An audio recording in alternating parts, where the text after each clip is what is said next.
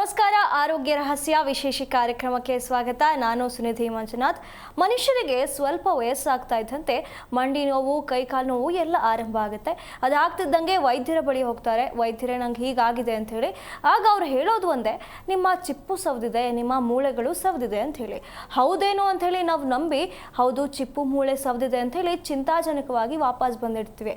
ಹಾಗಾಗಿ ನಿಜವಾಗ್ಲೂ ನಮ್ಮ ಮೂಳೆಗಳು, ನಮ್ಮ ಚಿಪ್ಪುಗಳು ಸವಿಯುತ್ತಾ ಅನ್ನೋದ್ರ ಬಗ್ಗೆ ಯಾವತ್ತೂ ಕೂಡ ನಾವು ಯೋಚನೆ ಮಾಡಿರೋದೇ ಇಲ್ಲ. ಇದರ ಬಗ್ಗೆ ತಿಳಿಸ್ಕೊಡೋದಕ್ಕೆ ಇವತ್ತು ನಮ್ಮ ಜೊತೆ ಇದ್ದಾರೆ ಶ್ರೀಮಾನ್ ಶ್ರೀ ಪುರುಷೋತ್ತಮ್ ದೇಶಿಕ್ ಗುರೂಜಿ. ಅವರನ್ನ ಕಾರ್ಯಕ್ರಮಕ್ಕೆ ಸ್ವಾಗತಿಸೋಣ. ಸ್ವಾಗತ ಗುರುಗಳೇ. ನಮಸ್ಕಾರ ಗುರುಗಳೇ. ಹಾಗಾದ್ರೆ ನಿಜವಾಗ್ಲೂ ನಮ್ಮ ಮಂಡಿ ಚಿಪ್ಪು ಮತ್ತೆ ಮೂಳೆಗಳು ಸವಿಯುತ್ತಾ? ಹರಿ ಓಂ ಶ್ರೀ ಗುರುಭ್ಯೋ ನಮಃ. ಇದು ಆಶ್ಚರ್ಯಕವಾಗಿರತಕ್ಕಂತಹ ವಿಚಾರವೂ ಹೌದು, ಹೌದು. ಪ್ರಶ್ನಾರ್ಥಕ ವಿಚಾರವೂ ಹೌದು. ಹೌದು. ನಂಬಬೇಕಾ ನಂಬಬಾರ್ದ, ಸರಿನಾ ತಪ್ಪ ಅಂದರೆ ಕೆಲವರು ಹೇಳ್ತಾರೆ ಸೌದಿದೆ, ಸವಿತಾ ಇದೆ ಅಂತಾರೆ. ಹೌದು. ಈಗ ಏನು ಮಾಡೋಕ್ಕಾಗಲ್ಲ, ಒಪ್ಕೊಳ್ಳೇಬೇಕಾಗತ್ತೆ. ಅದ್ರ ಜೊತೆಗೆ ಭಯ ಶುರು ಆಗುತ್ತೆ. ಸೌದೋಗಿದೆ ಅಂದಮೇಲೆ ಮುಂದೆ ಏನಪ್ಪ ಕತೆ. ಹೌದು. ಇದು ಹೇಳ್ತಿರೋದು ಸತ್ಯ ಹೌದು ಅಲ್ಲ ಅನ್ನೋದು ನಾವು ವಿಚಾರವನ್ನು ಮಾಡೋದು ಬೇಡ. ಯಾಕೆ ಅಂದರೆ ಅದನ್ನು ತಪ್ಪು ಸರಿ ಅಂತ ಹೇಳಲಿಕ್ಕೆ ನಮ್ಮ ಅಧಿಕಾರ ಇಲ್ಲ. ಆದರೆ ಒಂದನ್ನು ಗಮನಿಸ್ಕೋಬೇಕು, ಸವಿಯುತ್ತಾ ಸರಿ, ಸವದಿದ್ದರೆ ಅದಕ್ಕೆ ಕಾರಣ ಏನು, ಇದು ಉತ್ತರ ಕೊಡಬೇಕು.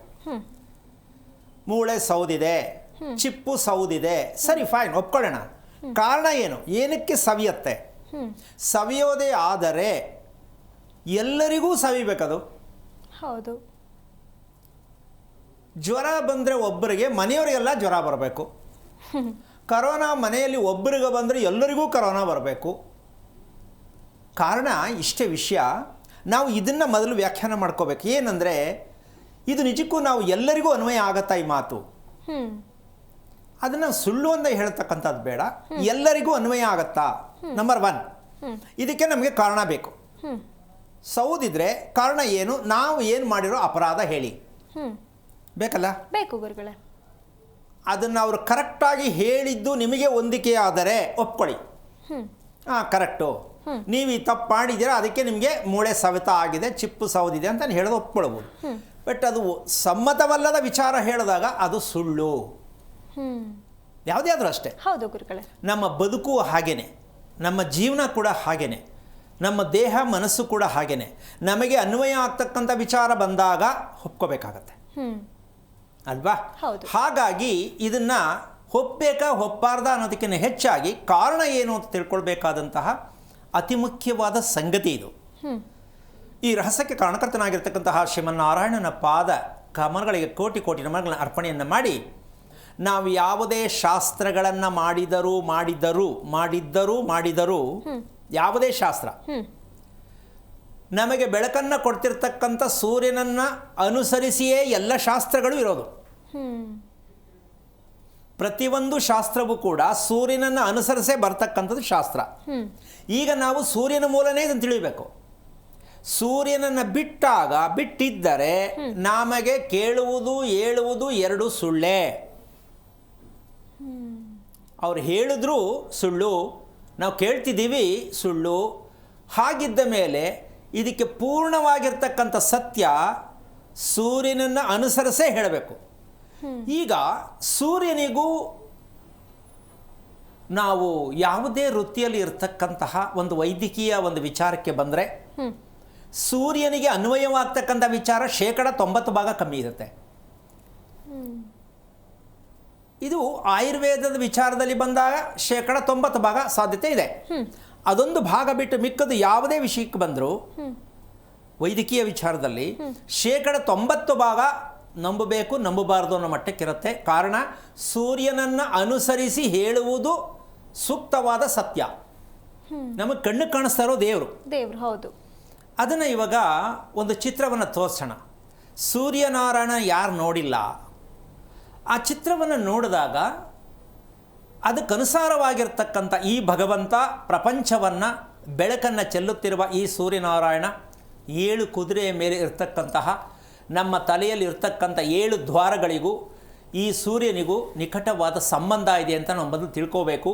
ಇದಕ್ಕೆ ಮೀರಿ ಇನ್ನು ದೇವರು ಪ್ರಪಂಚದಲ್ಲಿ ನಮ್ಮ ಅನುಕೂಲ ಕೇಳ್ಕೋಬಹುದೇನೋ ಹೊರತು ಇದಕ್ಕೆ ಮೀರಿ ದೇವರು ಎಲ್ಲೂ ಇಲ್ಲ, ಸಾಧ್ಯವೂ ಇಲ್ಲ, ಒಪ್ಕೊಳ್ಳೋಕ್ಕೂ ಆಗಲ್ಲ. ನಮ್ಮ ನಂಬಿಕೆ ಮೇಲೆ ಹೋಗ್ಬೋದು ಅಷ್ಟೇ. ಹೌದು, ಪ್ರಕೃತಿಯಲ್ಲಿರ್ತಕ್ಕಂಥ ದೇವರೇ ಸತ್ಯ. ಹೌದು. ಈಗ ಈ ಭಗವಂತ ಯಾರಿಗೆ ರಾಶಿಗೆ ಇವರು ತುಂಬ ಹತ್ತಿರವಾಗ್ತಾರೆ ಅಂದರೆ ಕೊನೇ ರಾಶಿಯಲ್ಲಿರ್ತಕ್ಕಂಥ ಮೀನ ರಾಶಿಗೆ ಈ ಭಗವಂತ ಪ್ರೇರಣೆ ಆಗ್ತಾರೆ. ಕಾರಣ ಈ ಭಗವಂತ ಅಂತ್ಯ ರಾಶಿ ಅಂತ ಹೇಳ್ತೀವಿ, ಅಂತ್ಯ ನಕ್ಷತ್ರ ಅಂತ ಹೇಳ್ತೀವಿ ಮೀನರಾಶಿ. ಈ ಮೀನರಾಶಿಗೆ ಗುರು ಮತ್ತು ಬುಧ ಪ್ರೆಸಿಡೆಂಟ್. ಭಯಂಕರವಾದ ಬುದ್ಧಿ, ಜ್ಞಾನಾರ್ಜನೆಯಾದ ಬುದ್ಧಿ ಇರುತ್ತೆ. ಇದಕ್ಕೆಲ್ಲ ಕಾರಣಕರ್ತ ಸೂರ್ಯನೇ. ಆದರೆ ಅದನ್ನು ನಾವು ಬುದ್ಧಿಯನ್ನು ಮತ್ತು ಗುರು ಕೂತಲ್ಲಿ ಶ್ರೀಮಂತಿಗೆ ಬರ್ತಕ್ಕಂಥ ಶಕ್ತಿ ಇರತಕ್ಕಂಥದ್ದು ಮೀನರಾಶಿಯವರಿಗೆ ಮಾತ್ರ. ಕೂತಲ್ಲೇ ಹಣ ಮಾಡೋದು, ಹೆಸರು ಮಾಡೋದು, ಶ್ರೀಮಂತಿಗೆ ಬರೋದು, ಹೆಸರು, ಪ್ರತಿಯೊಂದು ಬಳಕೆಯಲ್ಲಿ ಎಲ್ಲವನ್ನೂ ಮನುಷ್ಯನಿಗೆ ಏನು ಬೇಕು ಎಲ್ಲವನ್ನು ಕೂತಲ್ಲೇ ಪಡೆದುಕೊಳ್ಳುವ ಶಕ್ತಿ ಇರೋದೇ ಮೀನರಾಶಿಯವರಿಗೆ. ತಿಳ್ಕೊಂಡ್ರೆ, ತಿಳ್ಕೊಳ್ಳಿಲ್ಲ ಅಂದರೆ ಇದೆಲ್ಲ ಏನು ಸಿಕ್ಕಿರಲ್ಲ. ಹಾಗಾಗಿ ಈ ಸೂರ್ಯ ಅಂತಕ್ಕಂತಹ ವಿಚಾರಕ್ಕೆ ಪ್ರತಿಯೊಬ್ಬರು ಕೂಡ ಗಮನಿಸ್ಕೊಂಡು ಇದನ್ನು ನಾವು ಈ ಮೂಲಕವಾಗಿ ಯಾವುದೇ ಸತ್ಯವನ್ನು ಹೇಳಿದಾಗ ಒಪ್ಕೋಬೋದು ಅಂತಕ್ಕಂತಹ ವಿಚಾರ. ಈಗ ವಿಚಾರಕ್ಕೆ ಬರೋಣ. ಈ ಸೂರ್ಯ ಅಂತಕ್ಕಂತಹ ವಿಷಯಕ್ಕೆ ನಾವು ಮನೆ ಕಟ್ಟೋದಕ್ಕಾಗಲಿ ನಾವು ಬದುಕೋದಕ್ಕಾಗಲಿ ಇದು ಬೇಕಾಗತ್ತೆ. ಹೌದು. ಈ ಸೂರ್ಯನ ಅಂಶ ಈ ರೇವತಿ ನಕ್ಷತ್ರ ಅಂತ ಮೀನರಾಶಿಯಲ್ಲಿ ಬರ್ತಕ್ಕಂತಹ ಒಂದು ಲೆಕ್ಕಾಚಾರಕ್ಕೆ ಇದು ಕಾಲಿನ ಭಾಗ. ಯಾವ ಭಾಗ? ಕಾಲಿನ ಭಾಗ. ದೇಹದ ಕಾಲಿನ ಭಾಗವನ್ನು ತೋರಿಸುತ್ತಿದೆ. ನಡೆದಾಡುವ ಕಾಲುಗಳು ಅಂದರೆ ಪಾದ, ಪಾದದಲ್ಲಿ ಇರ್ತಕ್ಕಂಥ ಬೆರಳುಗಳು. ಇಲ್ಲಿ ಇಡೀ ಮೀನರಾಶಿಗೆ ಕರೆಂಟ್ ಉತ್ಪತ್ತಿ ಮಾಡ್ತಕ್ಕಂತಹ, ಕರೆಂಟ್ ವೀಕ್ ಆಗ್ತಕ್ಕಂತಹ, ದೇಹಕ್ಕೆ ಶಕ್ತಿ ಕೊಡ್ತಕ್ಕಂತಹ ಪೂರ್ಣವಾಗಿರೋ ಸತ್ಯ ರೇವತಿ ನಕ್ಷತ್ರಕ್ಕೆ ಕಾಲು.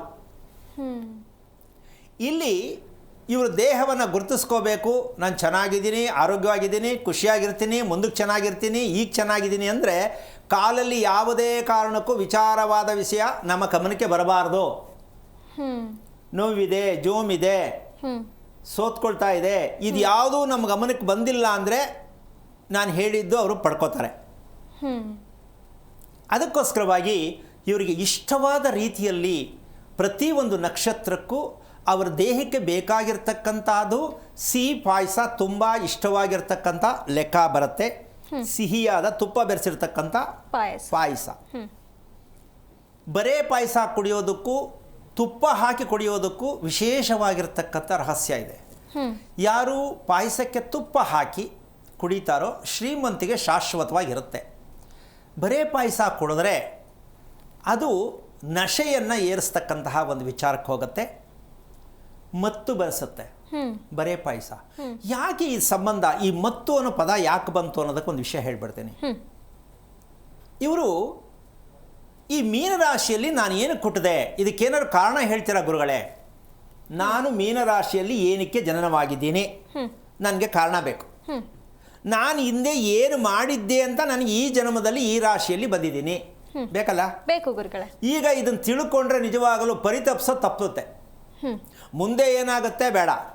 ನಾನು ರೇವತಿ ನಕ್ಷತ್ರ ಮೀನರಾಶಿಗೆ ಅಕಸ್ಮಾತ್ ಇವಾಗ ಯಾರು ಕರೆ ಮಾಡೋರು ಏನಾದ್ರು ಸಿಕ್ಕಿದರೆ ಅವ್ರ ಬಗ್ಗೆ ಪ್ರಸ್ತಾಪ ಮಾಡೋಣ. ಅವ್ರ ಪ್ರಶ್ನೆ ಪ್ರತಿಯೊಬ್ಬರಲ್ಲೂ ಕೇಳಬೇಕು. ಯಾರು ಎಲ್ಲಿ ಶಾಸ್ತ್ರ ಜ್ಯೋತಿಷ್ಯ ಕೇಳಕ್ಕೆ ಹೋಗ್ತಾರೆ ಪ್ರತಿಯೊಬ್ಬರಿಗೂ ನಾನು ಒಂದು ಕಿವಿ ಮಾತು ಹೇಳೋಕ್ಕೆ ಇಷ್ಟಪಡ್ತೀನಿ ಇವತ್ತು. ಏನದು ಅಂದರೆ, ಮಕ್ಕಳ ವಿಷಯದಲ್ಲಾಗಲಿ, ಗಂಡು ಹೆಣ್ಣಿನ ವಿಷಯದಲ್ಲಾಗಲಿ, ಯಾರದೇ ವಿಷಯದಲ್ಲಾಗಲಿ, ಈ ನಕ್ಷತ್ರ ರಾಶಿಗೆ ಬರುವುದಕ್ಕೆ ನಾನು ಹಿಂದೆ ಏನು ಮಾಡಿದ್ದೆ ಹೇಳ್ಬಿಟ್ಟು ಮುಂದಕ್ಕೆ ಹೇಳಿ ಅಂತ ಹೇಳಬೇಕು. ಅವ್ರು ಹೇಳಿದ್ರೆ ಮಾತ್ರ ಅವ್ರ ಹತ್ರ ಹೋಗಿರೋದು ನಾವು ಸರಿ ಅಂತ. ಅವ್ರು ಅದು ನಮಗೆ ಗೊತ್ತಿಲ್ಲ, ಹೋದ ಜನ್ಮದಲ್ಲಿ ಯಾರು ಏನಾಗಿರೋ ನಮಗೇನು ಗೊತ್ತು ಅಂದರೆ ಅವ್ರಿಗೇನು ಗೊತ್ತಿಲ್ಲ ಅಂತ ನೀವು ತಿಳ್ಕೊಬೇಕು. ಅವ್ರಿಗೆ ಗೊತ್ತಿಲ್ವಾ ನಿಮ್ಗೇನು ಕೇಳೋಕ್ಕಾಗೋಲ್ಲ. ಹೌದಲ್ಲಮ್ಮ? ಇದು ನಿಮ್ಗೆ ಐಡೆಂಟಿಫೈ, ನಾವು ಹೋಗಿರ್ತಕ್ಕಂಥ ಕರೆಕ್ಟಾಗಿರ್ತಕ್ಕಂಥ ಜಾಗಕ್ಕೆ ಹೋಗಿದ್ದೀವಿ. ಯಾಕೆ ಅಂದರೆ ಬೇರೆ ಕತೆ ಏನೂ ಹೇಳಬಾರ್ದು. ಇವ್ರು ಮುಂದೆ ಎಲ್ಲಿಗೆ ಹೋಗ್ತಾರೆ, ಏನು ಮಾಡ್ತಾರೆ, ಮದುವೆ ಆಗ್ತದಾ, ಮದುವೆ ಆಗಲ್ವಾ, ಕತೆ ಅದೆಲ್ಲ ವಿಷಯ ಬೇಡ. ನನಗೆ ಬೇಕು ನಾನು ಈ ರಾಶಿಯಲ್ಲಿ ಏನು ಕೊಟ್ಟಿದೆ. ಈಗ ಅವರಲ್ಲಿ ತಗಲಾಕತ್ತಾರೆ. ಅವ್ರು ಮುಂದಕ್ಕೂ ಹೋಗೋಕ್ಕಾಗಲ್ಲ, ಹಿಂದಕ್ಕೂ ಹೋಗೋಕ್ಕಾಗಲ್ಲ. ಅದೆಲ್ಲ ನಾವೇಂಗ್ರೆ ಹೇಳೋಕ್ಕಾಗ್ತದೆ, ಮತ್ತು ಇನ್ನೇನು ಹೇಳೋಕ್ಕಾಗತ್ತೆ ಜನಕ್ಕೆ? ಶಾಸ್ತ್ರ ಜ್ಯೋತಿಷ ಹೇಳ್ತಕ್ಕಂಥ ಪಂಡಿತರುಗಳು ನೀವು ಈ ನಕ್ಷತ್ರ ರಾಶಿಗೆ ಮಗು ಏನಕ್ಕೆ ಬರುತ್ತೆ ಅಂತ ನೀವು ಹೇಳಕ್ಕಿಲ್ಲ ಅಂದರೆ ನೀವು ಆ ಜಾಗದಲ್ಲಿ ಕೂರಕ್ಲಾಯಕ್ಕಿಲ್ಲ, ಯಾರಿಗೂ ಹೇಳಬಾರ್ದು, ಸುಮ್ಮನೆ ಇದ್ದು ಬಿಡೋದು ತುಂಬ ಮರ್ಯಾದೆ ಕೆಲಸ. ನಿಮಗೆ ಮೂಲನೇ ಗೊತ್ತಿಲ್ಲ ಅಂದಮೇಲೆ ಹೇಳ್ತೀರಾ ಏನನ್ನ? ಹೌದು. ಅಂದರೆ ಬರೀ ಸುಳ್ಳು. ಮುಂದೆ ಚೆನ್ನಾಗಾಗತ್ತೆ, ಸುಳ್ಳು. ಇವರಿಬ್ಬರು ಮದುವೆ ಮಾಡಿದ್ರೆ ಚೆನ್ನಾಗಿರ್ತಾರೆ, ಸುಳ್ಳು. ಇವ್ರಿಗೆ ಬರೀ ಗಂಡೇ ಆಗತ್ತೆ, ಸುಳ್ಳು. ಎಲ್ಲವೂ ಸುಳ್ಳನ್ನೇ ಹೇಳಬೇಕಾದ್ರೆ ಈ ಶಾಸ್ತ್ರ ಅನ್ನೋದಕ್ಕೆ ಏನು ಬೆಲೆ ಇದೆ? ಹೌದು. ಏನು ಬೆಲೆ ಸಿಗುತ್ತೆ? ಹೇಳೋರಿಗೆ ಎಷ್ಟು ಮರ್ಯಾದೆ ಸಿಕ್ಕತ್ತೆ, ಇನ್ನು ಕೇಳೋರಿಗೆ ಎಷ್ಟು ಗೌರವ ಇರುತ್ತೆ ಅಲ್ವಾ? ಇಲ್ಲಿ ಯಾವುದು ಸಿಗ್ತಾ ಇಲ್ಲ. ನಾನು ಕಲ್ತಿರೋದೇ ಹಿಂಗೆ, ನಾನು ಹೇಳೋದೇ ಹಿಂಗೆ, ಬೇಕಾದರೆ ಕೇಳು, ಇಲ್ಲಾಂದರೆ ಹೋಗು ಅನ್ನುವಂತಹ ಫ್ಯಾಕ್ಟ್ರಿಗಳೇ ಜಾಸ್ತಿ. ಹೌದು ಅಲ್ಲೇನಮ್ಮ? ಎಲ್ಲವೂ ನನಗೆ ಗೊತ್ತು, ನಾನು ಎಷ್ಟು ವರ್ಷಗಳಿಂದ ನಮ್ಮಪ್ಪ ನಮ್ಮ ತಾತ ಎಲ್ಲ ಮಾಡ್ಕೊಂಡು ಬಂದಿದ್ದಾರೆ, ಈ ಕತೆ ಹೇಳ್ಕೊಂಡೇ ನಮ್ಮ ದೇಶಕ್ಕೆ ಬೆಂಕಿ ಇಟ್ಕೊಂಡಿದ್ದು. ಹೌದು. ಎಷ್ಟು ಮಕ್ಕಳನ್ನು ಹೆತ್ತಿದೆಯಾ ತಾಯಿ ಅಂತ ಕೇಳೋದಕ್ಕಿನ್ನ ಅದೇ ಹೊಟ್ಟೆಲಿ ಹುಟ್ಟಿದ ಮಗಳು ಬುದ್ಧಿ ಹೇಳಿದ್ರೆ ತಾಯಿ ಆದವ್ರು ಕೇಳಿಸ್ಕೋಬೇಕು. ನೀನು ನನ್ನ ಹೊಟ್ಟೆಲಿ ಹುಟ್ಟಿದೀಯಾ ಅಂತ ಹೇಳಿದ್ರೆ ಅದು ಉತ್ತರ ಅಲ್ಲ. ಏನು ಹೇಳ್ತೀಯಪ್ಪ? ಹೌದು ಗುರುಗಳೇ. ಹಾಗಾಗಿ ಚಿಕ್ಕವರು ದೊಡ್ಡವರು ಅಂತಕ್ಕಂಥದ್ದಕ್ಕೆ, ಸಂಸ್ಕಾರ ಅಂತಕ್ಕಂತಹ ಒಂದು ವಿಷಯಕ್ಕೆ, ನಾವು ತುಂಬ ದೂರ ಆಗಿರ್ತಕ್ಕಂಥ ವಿಷಯಕ್ಕೆ ಇಲ್ಲಿ ಇದರ ಪಕ್ಕದಲ್ಲಿ ಗಮನ ಕೊಡಬೇಕಾಗತ್ತೆ. ಯಾರೇ ಜ್ಯೋತಿಷ್ಯ ಕೇಳಬೇಕಾದ್ರೂ ಈಗಲೂ ಬೇಕಾದ್ರೆ ಕರೆ ಮಾಡಿಬಿಟ್ಟು ಇದನ್ನು ನನಗೆ ಬೇಕಾದ್ರೆ ರಿವರ್ಸ್ ಮಾಡ್ತಾರೆ ಕೇಳಿದ್ರೆ, ಏನು ನಾನು ಇದಕ್ಕೆ ಏನು ಕೊಟ್ಟಿದೆ ಹೇಳಿ ಕೇಳಿ, ಕೇಳಲೇಬೇಕು, ನಾನು ಹೇಳಲೇಬೇಕು. ಆದರೆ ನಮ್ಮ ಕಾರ್ಯಕ್ರಮದಲ್ಲಿ ಬಿಟ್ಟು ಇನ್ನು ಯಾವುದೇ ಕಾರ್ಯಕ್ರಮದಲ್ಲಿ ಈ ಪ್ರಶ್ನೆಯನ್ನು ಹಾಕಿದರೆ ನಿಮಗೆ ಉತ್ತರ ಸಿಕ್ಕೋದೇ ಆದರೆ ದಯವಿಟ್ಟು ನನಗೆ ವಿಷಯ ತಿಳಿಸಿ, ಇಂಥವರು ಇಂಥದ್ದನ್ನು ನನಗೆ ಹೇಳಿದ್ರು, ಇದು ಸತ್ಯ. ನಮ್ಮ ಕಾರ್ಯಕ್ರಮದಲ್ಲದೆ ಈ ನಕ್ಷತ್ರಕ್ಕೆ ಬರಲು ಕಾರಣ, ಈ ರಾಶಿಯಲ್ಲಿ ಹುಟ್ಟಲು ಕಾರಣ, ನಾವೇನು ಮಾಡಬೇಕಿತ್ತು, ಏನು ಮಾಡಿದ್ದೀವಿ. ಅದಕ್ಕೆ ಈ ರೇವತಿ ನಕ್ಷತ್ರ ಮೀನರಾಶಿಗೆ ಒಂದು ವಿಚಾರ ಬರುತ್ತೆ. ಬೇಜಾರು ಮಾಡ್ಕೊಳ್ಳದೆ ಕಾರಣ ತಿಳ್ಕೊಳ್ಳೋದೆ ಆದರೆ ತುಂಬ ಅನ್ಯಾಯ ಏನು ಮಾಡಿರ್ತಾರೆ ಈ ಮೀನರಾಶಿ ಹುಟ್ಟಿದವರು. ಒಂದು ದೇವಸ್ಥಾನ, ಧಾರ್ಮಿಕವಾದ ಒಂದು ಸ್ಥಾನದಲ್ಲಿ ಇದ್ದುಕೊಂಡು ಆ ಪೂಜೆ ಮಾಡ್ತಕ್ಕಂಥ ಸನ್ನಿಧಿಯಲ್ಲಿ ಡ್ರಗ್ಸ್, ಮಾದಕ ಸೇವನೆಯನ್ನು ಮಾಡಿಸಿ ಪುರೋಹಿತರುಗಳಿಗೆ ಅಡ್ಡದಾರಿಯನ್ನು ಇಳಿಸಿ ಅವರಿಗೆ ಮೋಸ ಮಾಡಿ ಟ್ರಸ್ಟಿಯಲ್ಲಿ ಬಂದಂತಹ ಹಣವನ್ನು ದೋಚಿ ಟಾಟಾ ಮಾಡಿರುವ ಕಾರಣದಿಂದ ಈ ಕರ್ಮದಲ್ಲಿ, ಈ ಜನ್ಮದಲ್ಲಿ ಇವರು ರೇವತಿ ನಕ್ಷತ್ರಕ್ಕೆ ಬರ್ತಾರೆ. ದೇವಸ್ಥಾನ ಧಾರ್ಮಿಕವಾಗಿ ಸಾವಿರಾರು ಜನಕ್ಕೆ ಒಳ್ಳೇದು ಮಾಡಬೇಕು ಅಂತ ಜಾಗದಲ್ಲಿ ಟ್ರಸ್ಟಿ ಆಗಿದ್ದು ಇದನ್ನು ಪ್ರೂವ್ ಮಾಡಿ ತೋರಿಸ್ಬೋದು, ಬರೀ ಕತೆ ಹೇಳೋದಲ್ಲ. ಹೋದ ಜನ್ಮದಲ್ಲಿ ಏನಾಗಿ ಹುಟ್ಟಿದ್ರಿ, ಏನು ಮಾಡಿದ್ರಿ, ಯಾರು ಟೋಪಿ ಹಾಕಿದ್ರಿ, ಆ ಟೋಪಿ ಈಗ ಯಾವ್ದು ಹಾಕ್ಕೊಂಡಿದೆ ಅಂತ ಹೇಳ್ಬೋದು. ಹೇಳ್ಬೇಕಲ್ಲ, ಹೇಳ್ಬೇಕು ಗುರುಗಳೇ. ಹುಟ್ಟಿದ್ರಿ ಅಂತ ಕತೆ ಹೇಳೋದಲ್ಲ, ತೋರಿಸ್ಬೇಕು. ನೀನು ಏನೇನು ಮಾಡಿದ್ದೆ, ಹೆಣ್ಣಾಗ್ಲಿ ಗಂಡಾಗ್ಲಿ, ಯಾರ್ಯಾರು ಏನೇನು ಟೋಪಿ ಹಾಕಿದ್ದೆ, ಎಷ್ಟು ಜನ ಗೋಳ ಹಾಕ್ಕೊಂಡಿದ್ದೆ, ಇದೆಲ್ಲವೂ ಕೂಡ ಸಿಕ್ಕತ್ತೆ ಸಾಕ್ಷಿ ಸಮೇತವಾಗಿ. ಈಗ ಹೋದ ಜನ್ಮದಲ್ಲಿ ಮಾದಕ ಸೇವನೆ ಮಾಡಿಸಿರ್ತಕ್ಕಂಥ ಕರ್ಮದ ಫಲದಿಂದ ಈ ಜನ್ಮದಲ್ಲಿ ಮೀನರಾಶಿಯಲ್ಲಿ ಹುಟ್ಟಿ ಮಾದಕ ಸೇವನೆಗೆ ಜೀವನ ಹಾಳಾಗತ್ತೆ. 15 ವರ್ಷದವರೆಗೂ ಆ ಮಗು ದೇವತೆ ಥರ ಇರುತ್ತೆ. 15ರ ಮೇಲೆ ಜೀವನ ಪರ್ಯಂತ ಮೃತ್ಯು, ಸಾವಿಗೆ ಸಮನಾದ ಸಮಸ್ಯೆ ಸಿಕ್ಕಾಕೊಳ್ಳುತ್ತೆ. ಮೀನರಾಶಿಯಲ್ಲಿ ಹುಟ್ಟಿದ ಮಗು 15ವರೆಗೆ ನೋಡೋಕ್ಕೂ ಚೆನ್ನಾಗಿರುತ್ತೆ, ಎಲ್ಲ ಕ್ಲಾರಿಟಿ ಇರುತ್ತೆ, ಒಳ್ಳೆ ಬಣ್ಣ, ಒಳ್ಳೆ ಮಾತು, ಪ್ರತಿಯೊಂದು ಚಂದ. 15 ನಂತರ ಶುರುವಾಗತ್ತೆ ನರಕ ಪ್ರಾಪ್ತಿ. ಎಂತಹ ಶ್ರೀಮಂತಿಗೆ ಇದ್ದರೂ, ಎಂಥ ವಿದ್ಯೆ ಇದ್ದರೂ ಅಲೆದಾಡುವ ರೀತಿಯಲ್ಲಿ, ಸಾವಿಗೆ ಭಯವನ್ನು ಬರ್ತಕ್ಕಂಥ ರೀತಿಯಲ್ಲೇ ಬದುಕಬೇಕು. ಕಷ್ಟ ಅಂದರೆ ಹೇಳಕ್ಕೆ ಸಾಧ್ಯ, ಹೇಳ್ಕೊಳ್ಳೋಕ್ಕೂ ಆಗಲ್ಲ. ಯಾಕೆ ಅಂದರೆ ನಾವೇನು ಮಾಡಿದ್ದೀವೋ ಅದನ್ನು ನಾವು ಅನುಭವಿಸೇ ತಿರಬೇಕು. ಇದಕ್ಕೆ ಪೂಜೆ ಪುನಸ್ಕಾರ ಎಲ್ಲ ಮಾಡಿ ಸಾಧ್ಯನೇ ಇಲ್ಲ. ಯಾಕೆ ಅಂದರೆ ಎಲ್ಲಿ ತಪ್ಪು ಮಾಡಿದ್ದೀನಿ ಆ ತಪ್ಪನ್ನು ಮತ್ತೆ ಸರಿ ಮಾಡಬೇಕು. ನಾವು ಮಾಡಿರೋದೆಲ್ಲಿ ತಪ್ಪು? ಧಾರ್ಮಿಕವಾದ ಸಂಸ್ಥೆಯಲ್ಲಿ ಮೋಸ ಮಾಡಿದ್ದೀವಿ, ಗೊತ್ತಾಯ್ತಲ್ಲ. ಈಗ ಅದೇ ಧಾರ್ಮಿಕವಾದ ಸಂಸ್ಥೆಯಲ್ಲಿ ಪುಣ್ಯವನ್ನು ಸಂಪಾದನೆ ಮಾಡೋಕ್ಕೆ ಈ ರಾಶಿಯವರು ಪರಿವರ್ತನೆ ಆದಾಗ ಅಮ್ಮ ಲೈಫ್ ಚೇಂಜ್ ಆಗತ್ತೆ. 60 ವರ್ಷ ಇವರ ಬದುಕು ತುಂಬ ಚೆನ್ನಾಗಿ ಬದುಕಬಹುದು. 60 ವರ್ಷದ ನಂತರ ಮುಂದೆ ವಿಚಾರ ಹೇಳೋದು ಬೇಡ. 60 ವರ್ಷಗಳ ಕಾಲ ಅಂದರೆ 15 ವರ್ಷದ ಒಳಗಡೆ ಅಂತಕ್ಕಂಥದ್ದು ಈ ನಕ್ಷತ್ರದಲ್ಲಿ ಯಾವುದೇ ವಿಚಾರದಲ್ಲಿ 8, 10, 15 ಈ 3 ಹಂತದಲ್ಲಿ ತಂದೆ ತಾಯಿಗಳು ಮಕ್ಕಳ ವಿಚಾರವನ್ನು ಏನು ಮಾಡಿದ್ರು, ಏನು ಮಾಡ್ಕೊಂಡು ಬಂದವ್ರೆ, ಈಗ ಇದಕ್ಕೆ ಏನು ಮಾಡಬೇಕು, ಈ ಸತ್ಯವನ್ನು ತಂದೆ ತಾಯಿ ತಿಳ್ಕೊಳ್ಳೋದೇ ಆದರೆ ತಂದೆ ತಾಯಿನೂ ಸೇರಿ ನಾನು ಯಾಕೆ ಕಷ್ಟ ಅನುಭವಿಸ್ತಾ ಇದ್ದೀನಿ, ನನಗೆ ಯಾಕೆ ಇಷ್ಟೊಂದು ಮದುವೆಗಳಾಯಿತು, ನನಗೆ ಯಾಕೆ ಮದುವೆನೇ ಆಯ್ತಾ ಇಲ್ಲ, ನನಗೆ ಮದುವೆ ಆದರೂ ಯಾಕೆ ಒಳ್ಳೇದಾಯ್ತಾ ಇಲ್ಲ, ಎಲ್ಲಿ ನೀವು ಎಡವಟ್ಟು ಮಾಡಿದ್ದೀರಾ ಅನ್ನೋದು ಪ್ರೂವ್ ಮಾಡ್ಕೊಂಡ್ರೆ ನೀವೇ ಕೂತ್ಕೊಂಡು ಯೋಚನೆ ಮಾಡಿ ಎಂಥ ಅನ್ಯಾಯದಲ್ಲಿ ನಾನು ಮೋಸ ಮಾಡಿದ್ದೀನಿ. ಮೋಸ ಮಾಡಿದ್ಯಾರು? ನಾವೇ. ಅನುಭವಿಸ್ಬೇಕಾರೋದು ಯಾರು? ನಾವೇ. ಈಗ ಅದಕ್ಕೆ ರಿಪೇರಿ ಏನು? ತಿಳ್ಕೊಂಡು ರೆಡಿ ಮಾಡ್ಕೊಳ್ಳಿ ಅಲ್ವಾ? ಅದಕ್ಕೋಸ್ಕರವಾಗಿ ಒಂದು ನಕ್ಷತ್ರದಲ್ಲಿ ಹುಟ್ಟಿದಾಗ ಈ ರೇವತಿ ನಕ್ಷತ್ರ ಅಂತಕ್ಕಂತಹ ವಿಚಾರಕ್ಕೆ ಬಂದಾಗ ನಾವು ಮಾಡಬೇಕಾಗಿರ್ತಕ್ಕಂಥ ವಿಷಯ ಏನಪ್ಪ ಅಂತಂದರೆ, ಅದಕ್ಕೆ ಇಷ್ಟವಾದ, ದೇಹಕ್ಕೆ ಇಷ್ಟವಾದದ್ದು ತುಂಬ ಅತಿ ಮುಖ್ಯವಾಗಿ ಬರಬೇಕಾದ್ರೆ ಜನ್ಮ ಕೊಟ್ಟ ತಾಯಿ ಇಲ್ಲಿ ಒಂದು ಪಾತ್ರವನ್ನು ತಪ್ಪು ಮಾಹಿತಿಯಾಗಿ ಇಲ್ಲಿವರೆಗೂ ಪ್ರಪಂಚದ ಇತಿಹಾಸದಲ್ಲಿ ಮಗುವಿಗೆ ಜನ್ಮ ಕೊಟ್ಟ ತಾಯಿ ಯಾವುದೇ ನಕ್ಷತ್ರ ಆಗಿದ್ದರೂ, ಯಾವುದೇ 27 ನಕ್ಷತ್ರ ಆಗಿದ್ದರೂ ಜನ್ಮ ಕೊಟ್ಟ ತಾಯಿ ಒಂದು ಮೋಸ ಹೋಗಿರ್ತಾರೆ ಅವರು, ಜೊತೆಗೆ ಮಗುವಿಗೂ ಮೋಸ ಮಾಡ್ತಾರೆ ಅರಿವಿಲ್ಲದೆ. ಏನು ಮೋಸ ಅಂದರೆ, ಯಾವ ಮಕ್ಕಳು ಕೇಳಿ ನನಗೆ ಬೇಜಾರು ಕಣಮ್ಮ ಅಂತ ಮಗು ತಾಯಿ ಕೇಳುತ್ತಾ ಇಲ್ವಾ? ಕೇಳುತ್ತೆ. ಈಗ ಬೇಜಾರು ಯಾಕೆ ನೀನು ಈ ವಯಸ್ಸಲ್ಲಿ ಅಂತ ತಿರುಗಿ ಹೇಳುತ್ತೆ ತಾಯಿ ಆದವರು. ಅದಕ್ಕೆ ಉತ್ತರ ಹೇಳ್ಬಿಡ್ತೀನಿ ಜೊತೆಗೆ.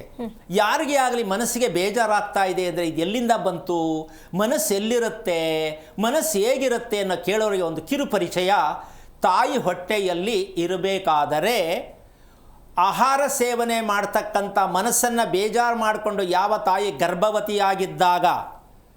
ಗರ್ಭವತಿಯಾಗಿದ್ದಾಗ ಮಗು ಹೊಟ್ಟೆಯಲ್ಲಿ ಭ್ರೂಣ ವ್ಯವಸ್ಥೆಯಲ್ಲಿ ಇರಬೇಕಾದ್ರೆ ಯಾವ ತಾಯಿ ಯೋಚನೆ ಮಾಡಿಕೊಂಡು ಬೇಜಾರು ಮಾಡಿಕೊಂಡು ಭಯದಿಂದ ಊಟವನ್ನು ಸೇವನೆ ಮಾಡಿರ್ತಾರೋ ಆ ಮಗುವಿಗೆ ಮನಸ್ಸು ಅಲ್ಲೇ ಕೆಟ್ಟೋಗುತ್ತೆ, ಸತ್ತೋಗುತ್ತೆ. ಇದು ಜನ್ಮ ಕೊಟ್ಟ ತಾಯಿ ಮಗುವಿಗೆ ತಿಳಿಯದೇ ಮಾಡುತ್ತಿರುವ ಒಂದು ದೊಡ್ಡ ಮೂರ್ಖತನದ ಒಂದು ವಿಚಾರ. ಮಕ್ಕಳಿಗೆ ಮನಸ್ಸು ಚೆನ್ನಾಗಿರಬೇಕು, ಖುಷಿಯಾಗಿರಬೇಕು, ನನ್ನ ಮಕ್ಕಳು ಏನಾದರೂ ಸುಖವಾಗಿರಬೇಕು ಅಂತ ಹೇಳೋ ಅಪ್ಪ ಅಮ್ಮಂದಿರಿಗೆ ನಾನು ಈ ಪ್ರಶ್ನೆ ಕೇಳ್ತೀನಿ. ಒಂದು ಗರ್ಭಾವ್ಯವಸ್ಥೆಯಲ್ಲಿ ಇರಬೇಕಾದ್ರೆ ಹೆಂಡತಿಯನ್ನು ಗಂಡನಾದ ಪುಣ್ಯಾತ್ಮ ಕಟ್ಕೊಂಡವನು ಎಷ್ಟು ಚೆನ್ನಾಗಿ ಹೆಂಡತಿಯನ್ನು ಸಾಕಣೆ ಮಾಡಿರ್ತಾನೆ. ಆ ಗರ್ಭವತಿಯ ಹೆಣ್ಣಿಗೆ ಗಂಡ ಎಷ್ಟರ ಮಟ್ಟಕ್ಕೆ ಸಪೋರ್ಟ್ ಕೊಟ್ಟಿರ್ತಾನೆ, ಅವನೆಷ್ಟು ಬುದ್ಧಿವಂತನಾಗಿರ್ತಾನೆ, ಜ್ಞಾನವಂತನಾಗಿರ್ತಾನೆ. ಇದನ್ನು ತಿಳ್ಕೊಳ್ಳದೆ ಮಗು ಮಾಡಿಕೊಂಡು ನಮ್ಮ ಮಗುಗೆ ಯಾಕೋ ಮನಸ್ಸೇ ಚೆನ್ನಾಗಿಲ್ಲ, ಬೇಜಾರು ಅಂತಾರೆ ಸ್ವಾಮಿ ಅಂತ ಶಾಸ್ತ್ರ ಕೇಳಿದ್ರೆ ಈ ಕಮಂಗಿಗಳು ಹೇಳ್ತಾರೆ ಗುರುಬಲ ಮುಂದಕ್ಕೆ ಬಂದಾಗ ಚೆನ್ನಾಗಾಗತ್ತೆ. ಹೌದು.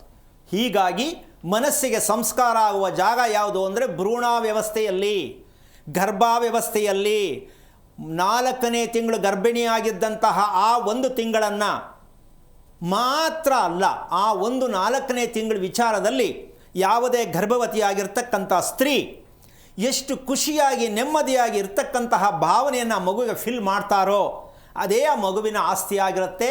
ಅದೇ ಆಸ್ತಿನೇ ಮನಸ್ಸು. ಮಗು ಹುಟ್ಟಿದ ಮೇಲೆ ಮನಸ್ಸನ್ನು ರಿಪೇರಿ ಮಾಡ್ತೀನಿ ಅಂದರೆ ಗೊತ್ತಿಲ್ಲ, ನಿಮಗೆ ಮಾಡೋಕ್ಕೂ ಆಗಲ್ಲ ಅಂತ ಯೋಚನೆ ಮಾಡಬೇಡಿ. ಅದಕ್ಕೂ ಪರಿಹಾರ ಇದೆ. ಮನಸ್ಸನ್ನು ನಾವು ಎಲ್ಲ ರೀತಿಯಲ್ಲಿ ಸಂಸ್ಕಾರವನ್ನು ಮಾಡ್ತಕ್ಕಂಥ ಸತ್ಯವನ್ನು ಯಾವ ತಿಳ್ಕೋತೀವೋ ಎಲ್ಲಿ ಮಾಡಬೇಕು, ಮನಸ್ಸನ್ನು ಗರ್ಭದಲ್ಲಿರ್ಬೇಕಾದ್ರೆ ಮಗುವಿನ ಮನಸ್ಸನ್ನು ಸಂಸ್ಕಾರ ಮಾಡಬೇಕು. ಇದು ನಾವು ಹುಟ್ಟಿದ ಮೇಲೆ ಯಾವ ಶಾಂತಿ ಮಾಡಿಸೋದು, ಯಾವ ದೇವಸ್ಥಾನಕ್ಕೆ ಹೋಗೋದು, ಯಾವ ಪುರೋಹಿತರ ಹೋಗಿ ಕೇಳೋದು, ಈ ರೀತಿಯಾಗಿ ಅನುಭವಿಸ್ಕೊಂಡೇ ಬರ್ತಾ ಇದ್ದೀವಿ. ನಮ್ಮ ಮನಸ್ಸು ಚೆನ್ನಾಗಿಲ್ಲ, ಹೊಟ್ಟೆಲಿ ಹುಟ್ಟಿದ ಮಕ್ಕಳು ಮನಸ್ಸು ಚೆನ್ನಾಗಿಲ್ಲ. ಇದನ್ನು ಕರ್ಮ ಅಂತ ಹೇಳೋದು ದಯವಿಟ್ಟು ಬೇಡ. ನಮ್ಮ ಸೋಮಾರಿತನ ಅಂತ ಪ್ರತಿಯೊಬ್ಬರು ತಿಳ್ಕೊಂಡು ಅರ್ಥ ಮಾಡಿಕೊಂಡು ಸತ್ಯವನ್ನು ತಿಳಿಯೋದಕ್ಕೆ ಪ್ರಯತ್ನ ಮಾಡಬೇಕು ಅಂತ. ಈಗ ಕರೆ ಇದೆಯಾ? ಹೌದು ಗುರುಗಳೇ, ಬೆಳಗಾವಿಯಿಂದ ಒಬ್ಬ ಕಾಲರ್ ವೇಟ್ ಮಾಡ್ತಿದ್ದಾರೆ. ನಿಮ್ಮ ಹೆಸರು ತಿಳಿಸಬಹುದಾ? ಸುನೀತಾ ಅಂತ. ಸುನೀತಾ ಅವರೇ, ಯಾರ ಬಗ್ಗೆ ಕೇಳಬೇಕಾಗಿತ್ತು? ನಾವು ನಮ್ಮ ಮನೆಯ ಬಗ್ಗೆ ಕೇಳಬೇಕಾಗಿತ್ತು. ನಿಮ್ಮ ಮನೆಯವರ ಬಗ್ಗೆನಾ? ಇಲ್ಲ, ನಾವಿದ್ದ ಮನೆಯ ಬಗ್ಗೆ ಕೇಳಬೇಕಾಗಿತ್ತು. ಸರಿ, ಗುರುಗಳಿದ್ದಾರೆ ಮಾತ್ರ. ಹಲೋ, ಹರಿ ಓಂ ಗುರುಗಳೇ. ನಾರಾಯಣ. ನಕ್ಷತ್ರ ಹೇಳಿಲ್ವಲ್ಲಮ್ಮ? ಕರ್ಕ ರಾಶಿ, ಪುಷ್ಯ ನಕ್ಷತ್ರ. ಯಾರ್ದಿದು? ನಂದರಿ. ಓಕೆ, ಏನು ಕೇಳಬೇಕಿತ್ತಮ್ಮ? ನಾವು ಈ ಮನೆ 20 ವರ್ಷ ಆಯ್ತು ತಗೊಂಡು, ಕಟ್ಟಿದ್ದು ಮನೆ ತಗೊಂಡಿದ್ದೀವಿ. ಅದು ಮಾರಾಟ ಆಗ್ತಾ ಇಲ್ಲ, ಮಾರ್ಬೇಕಂತ ಇದ್ದೀವಿ. ಯಾಕೆ ಮಾರೋದು? ಅದು ವಾಯು ಮೂಲೆ ಕಟ್ಟಾಗಿದೆ ಗುರುಗಳೇ. ಯಾವಾಗ ಗೊತ್ತಾಯ್ತು? ಈಗ ನಿಮ್ಮ ಪ್ರೋಗ್ರಾಮ್ ನೋಡ್ತಾ ಇದ್ದಾಗಿಂದ ಗುರ್ತಾಗಿದೆ ಗುರುಗಳೇ. ಈಗ ತಪ್ಪ್ಯಾರದು? ಈಗ ನಾವು ನಮ್ಮ ಮಾವನವರು ತಗೊಂಡಿದ್ದಾರೆ, ಅದನ್ನ ಎಷ್ಟು ಪ್ರಯತ್ನ ಮಾಡಿದ್ರೂ ಆಗ್ತಾ ಇಲ್ಲ. ಈಗ ನಿಮಗೆ ಸರಿ ಇಲ್ಲ ಆದಮೇಲೆ ಬೇರೆಯವ್ರಿಗೂ ಸರಿ ಇಲ್ಲ, ಯಾರು ತಗೋತಾರೆ ಅಲ್ವಾ? ಹಾ ಅದಕ್ಕೆ ವಾರಗಿತ್ತಿನೂ ಹೋಗ್ತಾ ಇಲ್ಲ. ಏನು ಮಾರಕಾ? ಹಾ ಮಾರಕ್ ಹೋಗ್ತಾ ಇಲ್ಲ. ನೀವೇ ಬಂದ್ಬಿಡಿ ಹೊರಗಡೆ, ನೀನೇ ಇಟ್ಕೊಂಬಿಡಿ ಅಂತ. ಅವರು ಅದನ್ನು ಕೇಳ್ತಾ ಇಲ್ಲ ಗುರುಗಳೇ. ಈಗ ಒಂದು ವಿಷಯ ಹಾ ಅಲ್ಲ, ನಾನು ನಿಮ್ಗೆ ಏನಕ್ಕೆ ಹೇಳ್ತೀನಿ ಅಂದರೆ, ಈಗ ನಾನು ಅದಕ್ಕೊಂದು ದಾರಿ ತೋರಿಸ್ತಕ್ಕಂಥ ವಿಚಾರಕ್ಕಿಂತ ಹೆಚ್ಚಾಗಿ ನೀವು ಮಾಡಬೇಕಾದ ಕೆಲಸ ಏನಂದರೆ, ಹಾ ಇಲ್ಲ ನೀವೇ ಪೂರ್ತಿ ಎಲ್ಲ ತೊಗೊಂಡು ಅವ್ರನ್ನ ಆಚೆ ಕಳಿಸ್ಬೇಕು. ಹಾ ಇಲ್ಲ ಅವರಿಗೆ ಕೊಟ್ಬಿಟ್ಟು ದುಡ್ಡು ಕೊಡೋಕೆ ಆಗಿಲ್ಲ ಅಂದರೆ ಆಯ್ತಪ್ಪ ಯಾವಾಗಲೂ ಕೊಡು ಅಂತ ಮನೆಯಿಂದ ಹೊರಗೆ ಬರಬೇಕು. ಯಾವ್ದು ಮಾಡ್ತೀರಾ? ಅದು ಎರಡು ಆಗ್ತಾ ಇಲ್ಲ ಗುರುಗಳೇ. ಇದಕ್ಕೆ ಕಾರಣ ತಿಳ್ಕೊಬೇಕಾ ಬೇಡವಾ? ಕಾರಣ ತಿಳ್ಕೊಬೇಕು ಗುರುಗಳೇ. ಯಾರು ಪುಷ್ಯ ನಕ್ಷತ್ರ? ನಂದು ಗುರುಗಳೇ. ನಿಮ್ಮ ಯಜಮಾನ ನಕ್ಷತ್ರ ಗೊತ್ತಾ? ಹಾ ವಿಶಾಖ, ತುಲಾ ರಾಶಿ ವಿಶಾಖ ನಕ್ಷತ್ರ. ಮುಗೀತಲ್ಲ ಕತೆ. ಮದುವೆ ಆದಾಗಲೇ ಕೇಳಬೇಕಿತ್ತು, ನಾವು ಸ್ವಂತ ಮನೆ ಕಟ್ಟೋ ಯೋಗನೇ ಇಲ್ಲ, ನಮ್ಮಿಬ್ಬರು ಮದುವೆ ಯಾಕೆ ಅಂತ ಅವತ್ತೇ ಕಿತ್ತಾಕ್ಬೇಕಿತ್ತು. ಇದು ಹೇಳೋರು ಯಾರು? ಈಗ ವಿಶಾಖ ನಕ್ಷತ್ರ ಪುಷ್ಯ ನಕ್ಷತ್ರಕ್ಕೆ ಸ್ವಂತ ಮನೆ ಯೋಗನೇ ಇಲ್ಲ ಅಲ್ವಾ? ಅಕಸ್ಮಾತ್ ಕಟ್ತೀನಿ ಅಂದರೆ ಅನುಭವಿಸ್ಕೊಳ್ಳಿ, ಯಾರು ಬೇಡ ಅಂದಿದ್ದು? ಕೆಲವರು ಮದುವೆ ಆಗೋಬೇಡದು ಈ ರಾಶಿಯವರಿಗೆ ಅಥವಾ ಈ ಹೆಣ್ಣಿಗೆ ಗಂಡು ಬೇಡ ಅಂತ ಹೇಳಿದ್ರೆ ಏನಾಗದೆ ಮಾಡ್ಕೊಂಡೇ ಬಿಡ್ತೀನಿ, ಏನಾಗುತ್ತೆ ಈಗ? ಈ ಥರದವರು ಇದ್ದಾರೆ, ಇಲ್ಲ ಅಂತಿಲ್ಲ. ಮಾಡ್ಕೊಳಪ್ಪ, ಯಾರು ಬೇಡ ಅಂದಿದ್ದು? ಓಕೆ ರೈಟ್, ಅದು ಸರಿನಾದರೂ ಹೋಗಲಿ ಕೆಟ್ಟದಾರೋ ಆಗಲಿ, ಮಾಡ್ಕೋ. ಆದರೆ ಈ ಪ್ರಸ್ತಾಪ ಏನಕ್ಕೆ ಮಾಡಬೇಕಾಗತ್ತೆ ಅಂದರೆ, ಇವತ್ತು ನಾವು ಮೌಢ್ಯತೆ ಅಂತಕ್ಕಂತಹ ಒಂದು ದೊಡ್ಡ ಅಜ್ಞಾನದಲ್ಲಿ ಮುಳುಗೋಗಿದ್ದೀವಿ. ಈ ಮೌಢ್ಯ ಅನ್ನೋದು ಅಜ್ಞಾನತ್ವ. ಇದು ಅದೆಲ್ಲ ಯಾಕೆ ನಂಬಬೇಕು, ಅದೆಲ್ಲ ಯಾಕೆ ಕೇಳಬೇಕು, ಅದೇನು ಹಿಂಗೆ ಯಾಕೆ ಇರಬೇಕು, ಹೇಳ್ದಂಗೆ ಯಾಕೆ ಮಾಡಬೇಕು. ಈ ಮೌಢ್ಯತೆ ನಮ್ಮ ದೇಶದಲ್ಲಿ 90% ತುಂಬೋಗಿದೆ. ಚಿಕ್ಕವರಿಂದ ದೊಡ್ಡವರಾದಿಯಾಗಿ ಹೆಸರಿಗೆ ಮಾತ್ರ ಯಾವತ್ತೋ ದೇವ್ರಿಗೆ ಹೋಗ್ಬಿಟ್ಟು ಯುಗಾದಿ ಹಬ್ಬಕ್ಕೋ ಸಂಕ್ರಾಂತಿ ಹಬ್ಬಕ್ಕೋ ಹಣೆಗೊಂಚನ ಇಟ್ಕೊಂಡ್ಬಿಟ್ಟು ದೇವಸ್ಥಾನಕ್ಕೆ ಹೋಗಿ ಕೈ ಹೊಡೆದು ಬಂದ್ಬಿಡ್ತಾರೆ ಒಂದೇ ಸಲ. ಇನ್ನು ಮಿಕ್ಕದಿಲ್ಲ, ನಮ್ಗೆ ಅದೆಲ್ಲ ಟೈಮ್ ಇಲ್ಲ. ನಿಮಗೆ ಟೈಮ್ ಇಲ್ಲ ಅಂದರೆ ಪ್ರಪಂಚವನ್ನೇ ಬೆಳಕನ್ನು ಇಟ್ಕೊಂಡು ನೋಡ್ತಾ ಇರ್ತಕ್ಕಂಥ ಭಗವಂತ ಟೈಮ್ ಇಲ್ಲ ಅಂದರೆ ನಮ್ಮ ಕತೆ ಏನು? ಅಷ್ಟೇ. ಇದನ್ನೇ ಮೌಢ್ಯ ಅಂತಾರೆ. ನಂಬೋದೂ ಇಲ್ಲ, ಸರಿಯಾಗಿ ನಡ್ಕೊಳ್ಳೋದೂ ಇಲ್ಲ, ಎಲ್ಲ ಸಮಾಜ ಕುಟುಂಬ ಎಲ್ಲನೂ ಹಾಳು ಮಾಡ್ಕೊಂಡೇ ಬರ್ತಾರೆ. ಹೀಗಾಗಿ ಈ ನಕ್ಷತ್ರಗಳು ಏನಕ್ಕೆ ಇಷ್ಟೊಂದು ಕೆಲಸ ಮಾಡುತ್ತೆ ಅಂದರೆ, ಅಮ್ಮ ಇಷ್ಟು ಕಂಟ್ರೋಲ್ ರಿಮೋಟು ಭಗವಂತ ನಕ್ಷತ್ರದ ಮೂಲಕ ಇಟ್ಕೊಂಡಿದ್ದೇ ಜನ ಇಷ್ಟು ಆಟ ಆಡ್ತಾರೆ.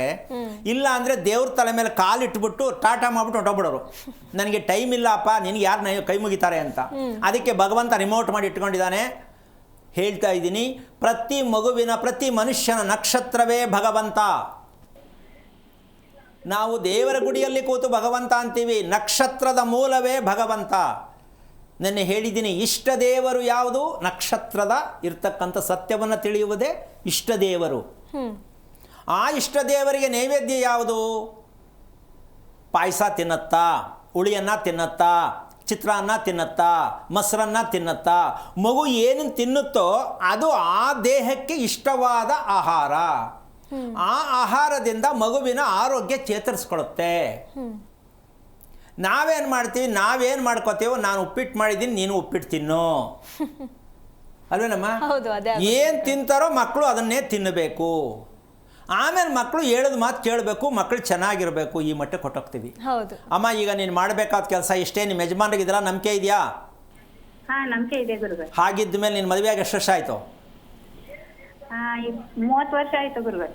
ಏನು ಮಾಡ್ತಿದ್ದಮ್ಮ ಜೀವನದಲ್ಲಿ? ಗಂಡ ಹೆಂಡ್ತಿ ಅಂದಮೇಲೆ ನಾವಿಬ್ಬರು ನಕ್ಷತ್ರದಲ್ಲಿ ಹುಟ್ಟಿದ್ದೀವಲ್ಲ, ಮದುವೆ ಮಾಡ್ಕೊಂಡಿದ್ದೀವಲ್ಲ, ನಮ್ಮದು ಪಿಕ್ಚರ್ ಓಪನ್ ಆಯ್ತಾ ಓಪನ್ ಆಗಿಲ್ವಾ? ಇದೊಂದು ಸಲನೂ ಕೂತು ನೀವು ಗಂಡ ಹೆಂಡ್ತಿ ಮಾತಾಡಿಲ್ವಾ? ಮಾತಾಡಿದ್ವಿ, ಆದರೆ ಮೊದಲೇ ಅದು ಇವೆಲ್ಲ ಕೇಳ್ತಾ ಇದ್ದಿದ್ದಿಲ್ಲ ಗುರುಗಳೇ. ನಿಮ್ಮ ಪ್ರೋಗ್ರಾಮ್ ನೋಡಿ ಈಗ ತಿಳಿತಾ ಇದೆ. ನೇರವಾಗಿ ಹೇಳ್ಬೇಕಂದ್ರೆ ಮೊದಲು ನಂಬಿಕೆ ಇರಲಿಲ್ಲ. ನಂಬಿಕೆ ಇರಲಿಲ್ಲ ಮೊದಲು? ಇಲ್ಲ, ಯಾರು ಹೇಳ್ತಾನೆ ಇರಲಿಲ್ಲ ನಿಮ್ಮ ಹಾಗೆ. ಓಕೆ, ಈಗ ಇದನ್ನು ಕೇಳಿದ್ಮೇಲೆ ನಂಬೋದು ಅಂತ ಬಂತ ಮನಸ್ಸಿಗೆ? ನಂಬೋದು ಅಂತ ಬಂತು ಗುರುಗಳೇ. ಹಾಗಿದ್ದ ಮೇಲೆ ನೀನು ಒಂದು ಕೆಲಸ ಮಾಡಬೇಕು. ಕಾರಣ ಏನಂದರೆ, ಯಾವುದೇ ನಕ್ಷತ್ರದಲ್ಲಿ ಹುಟ್ಟಿದ್ರು ಮನೆ ಯೋಗ ಇದೆಯಾ ಇಲ್ವಾ ಅನ್ನೋದಕ್ಕಿಂತ ಹೆಚ್ಚಾಗಿ ಏನಕ್ಕೆ ಮಾತು ಹೇಳ್ತೀನಿ ಅಂದರೆ, ಪ್ರತಿ ಸಂದರ್ಭದಲ್ಲಿ ಹೇಳ್ತೀನಿ, ಮನೆಯನ್ನು ಕಟ್ಟೋದಕ್ಕೆ ಮುಂಚೆ ಪ್ರತಿ 27 ನಕ್ಷತ್ರಕ್ಕೂ ಎಲ್ಲ ನಕ್ಷತ್ರಕ್ಕೂ ಮನೆ ಇದೆ ಮನೆ ಇಲ್ಲ ಅಂತ ಎಲ್ಲೂ ಇಲ್ಲ. ಇದು ಸುಳ್ಳಿನ ಕಂತೆಯಾಗತ್ತೆ. ನಾನು ಅರ್ಥ ಮಾಡ್ಕೊಳ್ಳಿ ಅಂತ ಇದನ್ನು ಅರ್ಥ ಮಾಡಿಸ್ತಾ ಇದ್ದೀನಿ. ನೀವು ಮನೆ ಯಾಕೆ ಕಟ್ಟಿದ್ರಿ ಕೇಳದೆ ಅಂತ ಹೇಳ್ತಾ ಇದ್ದೀನಿ ಹೊರತು ಮನೆಯೇ ಕಟ್ಟಬೇಡಿ ಅಂತಲ್ಲ. ನಾವು ಕಟ್ಟಬೇಕಾದ್ರೆ ಎಷ್ಟು ಅಂತ ಹತ್ಕೊಂಡು ಮೇಲಕ್ಕೆ ಹೋಗಬೇಕು ಮನೆ ಕಟ್ಟಬೇಕಾದ್ರೆ ಏನಮ್ಮ? ಹೌದು ಗುರುಗಳೇ.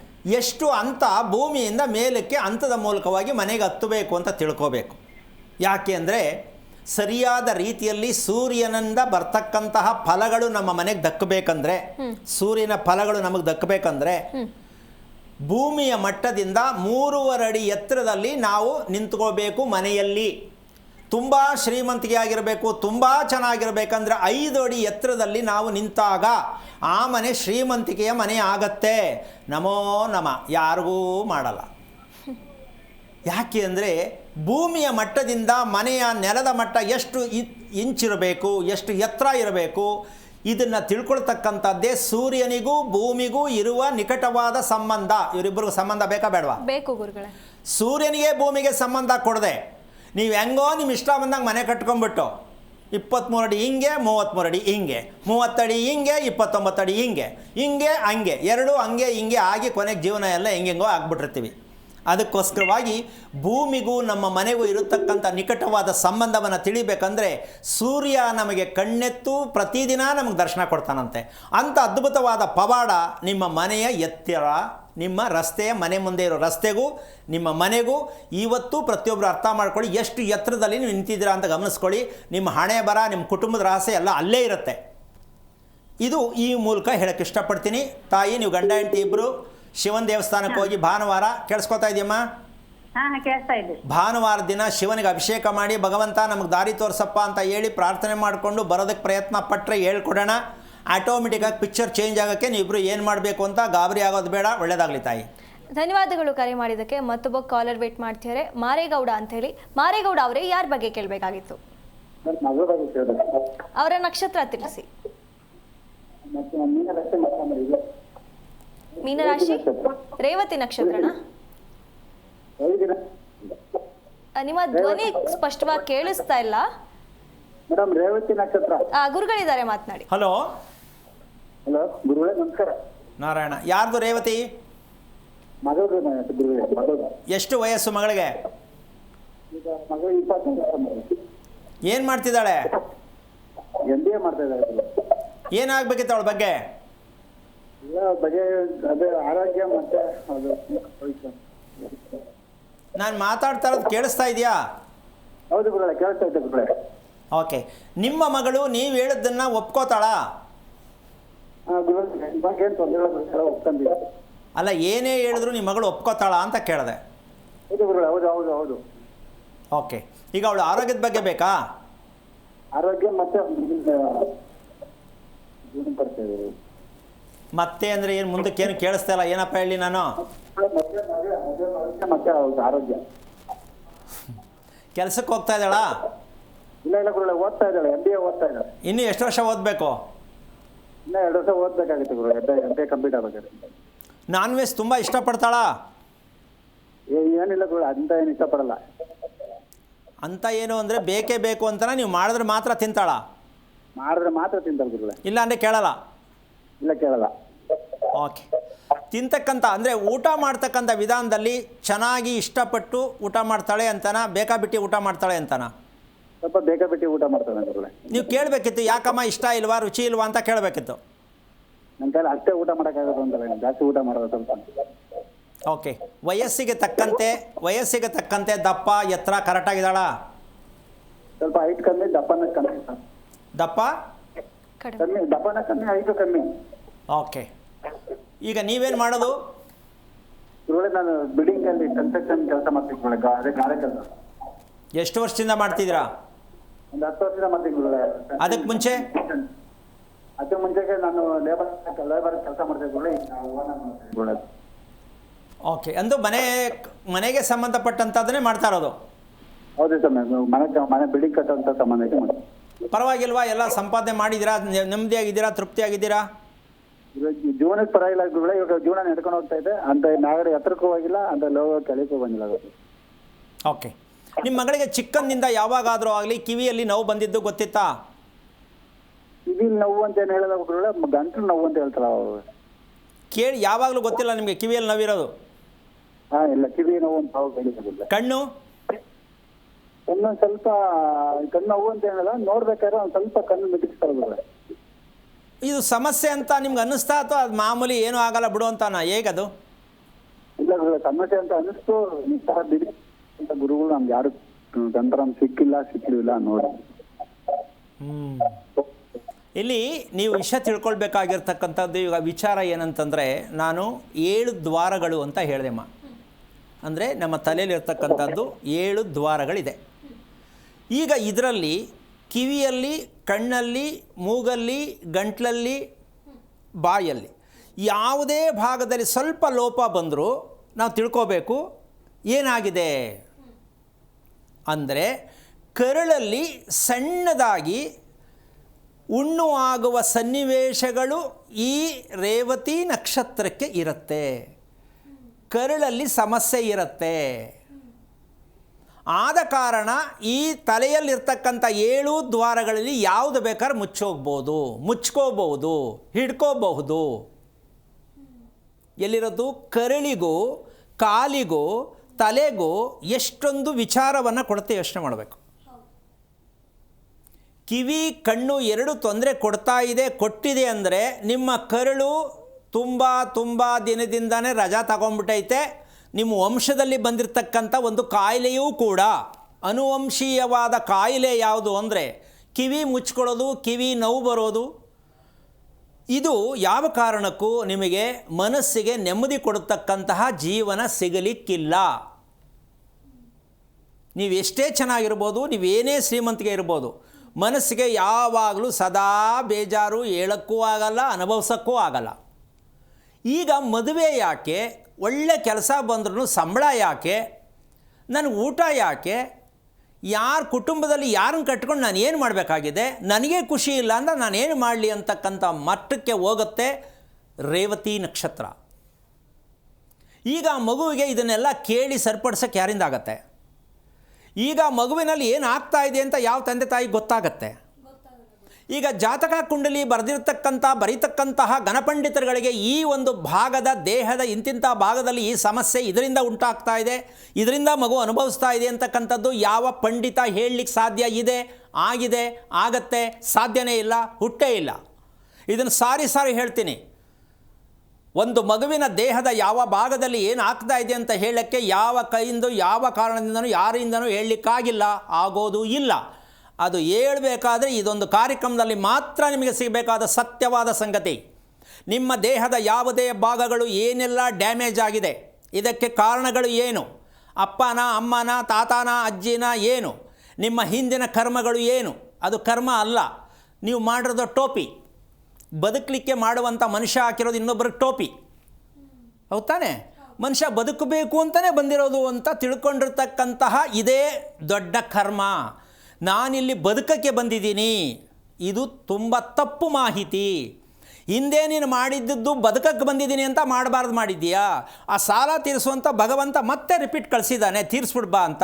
ಇಲ್ಲ, ನಾನು ಮತ್ತೆ ಬದುಕ್ತೀನಿ ಅಂತ ಇನ್ನೂ ಅದಕ್ಕೂ ಬಡ್ಡಿ ಸೇರಿಸಿ ಕರ್ಮ ಮಾಡಿ, ಪಾಪ ಮಾಡಿ, ಮಾಡಬಾರ್ದನ್ನು ಮಾಡಿ, ಆಮೇಲೆ ಒಳ್ಳೇದು ಯಾವಾಗತ್ತೆ ಅಂತ ಶಾಸ್ತ್ರ ಕೇಳಿದ್ರೆ ಏನು ಹೇಳಬೇಕು ಹೇಳಿ ಮಾಡಿ ಅಲ್ವಾ? ಯಜಮಾನ್ರೆ, ನಿಮ್ಗೆ ಅರ್ಥ ಆಯ್ತಾ, ಬೇಜಾರಾಯ್ತಾ? ಅರ್ಥ ಆಯ್ತು ಗುರುಗಳೇ, ಬೇಜಾರೇನಿಲ್ಲ. ನೀವು ಫಸ್ಟ್ ಏನು ಮಾಡಬೇಕು ಅಂದರೆ ಆ ಅಮ್ಮನ್ನು ಕರ್ಕೊಂಡು ಬಂದು ಪಕ್ಕದಲ್ಲಿ ನೀವು ಕೂತ್ಕೊಳ್ಳಿ. ನಾನು ಹೇಳಿಕೊಡ್ತೀನಿ, ದೇಹದ ಯಾವ ಭಾಗದಲ್ಲಿ ಏನು ಸಮಸ್ಯೆ ಆಗಿದೆ ಅಂತ. ಏನೋ ಆಗೋಗಿದೆ ಅಂತಲ್ಲ, ಅದನ್ನು ತಿಳ್ಕೊಂಡು ಆ ಮಗುವಿಗೆ ತಿಳಿಸೋಕ್ಕೆ ಪ್ರಯತ್ನ ಮಾಡಿ. ನೀವು ಅದಕ್ಕೆ ಏನು ರಿಪೇರಿ ಮಾಡಬೇಕು ಅಂತ ನೀವು ಮಾಡೋಕ್ಕೆ ಪ್ರಯತ್ನ ಮಾಡಿ. ಮಗುವನ್ನು ಮದುವೆ ಮಾಡೋಕ್ಕೆ ಮುಂಚೆ, ಕೆಲಸಕ್ಕೆ ಕಳಿಸೋದಕ್ಕೆ ಮುಂಚೆ, MBA ಓದೋಕ್ಕಿಂತ ಮುಂಚೆ ಈ ಕರ್ಮಗಳನ್ನು ತಂದೆ ತಾಯಿಯಾದರೂ ಮಾಡಿರಬೇಕಿತ್ತು. 24-25 ವರ್ಷ ಆದರೂ ಇನ್ನೂ ಪಾಪ ತಡವರಿಸ್ತಾ ಇದ್ದೀರಾ. ಆಮೇಲೆ ಕೊನೆಗೆ ನಿಮ್ಮಂಗೆ ಯಾರು ಹೇಳಲಿಲ್ಲ ಅಂತ ತಂದು ನನ್ನ ತಲೆ ಮೇಲೆ ಇಡ್ತೀರಾ. ಏನು ಮಾಡೋಣಪ್ಪ? ಕೇಳ್ತಾ ಇತ್ತು ನಿಮ್ಮಂಗೆ ಯಾರು ಗುರುಗಳು ಸಿಕ್ಕಿಲ್ಲ, ನಾನು ನೋಡಿದ್ರು. ಅದನ್ನೇ ನಾನೇ ಹೇಳ್ಬಿಟ್ಟೆ ಈಗ ರಿಪೀಟು. ಈಗ ತಿಳ್ಕೊಂಡೆ ಅಂತ ಖುಷಿ ಆಯ್ತಾ, ಬೇಜಾರಾಯ್ತಾ? ತಿಳ್ಕೊಂಡೆ ಅಂತ ತುಂಬ ಖುಷಿ ಆಯ್ತು ಗುರುಗಳೇ. ಇನ್ನೊಂದು ಹೇಳ್ಬಿಡ್ತೀನಿ, ಮದುವೆ ಮಾಡೋದು ದಯವಿಟ್ಟು ಮುಖ್ಯ ಅಲ್ಲ. ಯಾವುದೇ ಮಕ್ಕಳಿಗೆ ತಂದೆ ತಾಯಿ ದಯವಿಟ್ಟು ಮದುವೆಗೆ ಶಾಸ್ತ್ರ ಕೇಳಬೇಡಿ, ಮದುವೆ ಯಾವಾಗ ಆಗುತ್ತೆ ಅಂತ ಕೇಳಬೇಡಿ, ಮದುವೆಗೆ ಏನು ಮಾಡಬೇಕು ಅಂತ ಕೇಳಬೇಡಿ. ಮದುವೆ ಆಗ್ತಾ ಇಲ್ಲ ಅಂದರೆ ಮಗುನಲ್ಲಿ ಸಮಸ್ಯೆ ಇದೆ, ದಯವಿಟ್ಟು ರಿಪೇರಿ ಮಾಡಿ, ನೀವು ರಿಪೇರಿ ಮಾಡ್ಕೊಳ್ಳಿ. ಇಲ್ಲ ಅಂದರೆ ಮದುವೆ ಮಾಡಿ ಆಚೆ ಕಳಿಸ್ಬಿಟ್ರೆ ನೀವು ಸಾಯುವಾಗ ಸಾವು ಚೆನ್ನಾಗಿರಲ್ಲ. ಒಳ್ಳೆಯ ಮಗುವಿಗೆ ಜನ್ಮ ಕೊಟ್ಟಿಲ್ಲ, ಒಳ್ಳೆಯ ಸಂತಾನವನ್ನು ಸಮಾಜಕ್ಕೆ ಕೊಟ್ಟಿಲ್ಲ, ಈ ಕರ್ಮದಲ್ಲಿ ಸಿಕ್ಕಾಕ್ಕೊಂಡು ಸಾಯಬೇಕಾಗತ್ತೆ. ಇದೇ ಕರ್ಮ ಅಂತ ನೀವು ಅಂದ್ಕೋಬೇಕು. ದೇವ್ರ ಕರ್ಮ ಕೊಡಲ್ಲ, ನಮ್ಮದೇ ಮೌಢ್ಯನೇ ಕರ್ಮ. ನೀವು ತಿಳ್ಕೊಳ್ಳೋಕೆ ಪ್ರಯತ್ನ ಮಾಡಿ, ಹೇಳ್ಕೊಡೋಣ. ಮದುವೆಗೆ ಅರ್ಜೆಂಟ್ ಮಾಡಬೇಡಿ. ಒಳ್ಳೆಯದಾಗಲಿ. ಧನ್ಯವಾದಗಳು ಕರೆ ಮಾಡಿದ್ದಕ್ಕೆ. ಮತ್ತೊಬ್ಬ ಕಾಲರ್ ವೇಟ್ ಮಾಡ್ತಿದ್ದಾರೆ, ತೇಜಸ್ವಿನಿ ಅಂತ ಹೇಳಿ. ತೇಜಸ್ವಿನಿ ಅವರೇ, ಯಾರ ಬಗ್ಗೆ ಕೇಳಬೇಕಾಗಿತ್ತು? ನಾವು ನಮ್ಮ ಬಗ್ಗೆನೇ ಕೇಳಬೇಕಿತ್ತು ಮೇಡಮ್, ಮನೆ ಕಟ್ಟೋದ್ರ ಬಗ್ಗೆ. ತಮ್ಮ ನಕ್ಷತ್ರ ತಿಳಿಸಿ. ನಮ್ದು ನಕ್ಷತ್ರ ಪುಬ್ಬ ನಕ್ಷತ್ರ, ಸಿಂಹ ರಾಶಿ. ಗುರುಗಳಿದ್ದಾರೆ ಮಾತನಾಡಿ. ಹಲೋ, ಹೇಳಿ ಗುರುಗಳು. ಏನಮ್ಮ? ಗುರುಗಳು, ನಾವು ಮನೆ ಕಟ್ಟಬೇಕು ಇದೀವಿ. ಮನೆ ಕಟ್ಟಬೇಕಾ? ಗುರುಗಳು. ಸೈಟ್ ತೊಗೊಂಡಿದ್ದೀರಾ? ಸರ್ ತಗೊಂಡಿದೀವಿ. ಎಷ್ಟು ಅಳತೆ? ಅಳತೆ 20 ಉದ್ದ, ಅಗಲ 30. ಯಾವಾಗ ತೊಗೊಂಡಿದ್ದು? ಬಹಳ ದಿವಸ ಆಯ್ತು ಗುರುಜಿ, ಇನ್ನೂ ಮನೆ ಕಟ್ಟಕ್ ಆಗ್ತಿಲ್ಲ. ರಸ್ತೆ ಯಾವುದು ಸೈಟ್ಗೆ?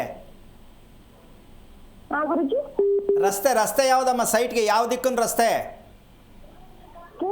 ಪೂರ್ವ ದಿಕ್ಕು ಗುರುಜಿ. ಪೂರ್ವ ದಿಕ್ಕು. ಗುರುಜಿ. ಓಕೆ. 20 ಯಾವ ಕಡೆಗೆ? ಉತ್ತರ ದಕ್ಷಿಣನ ಪೂರ್ವ ಪಶ್ಚಿಮನ?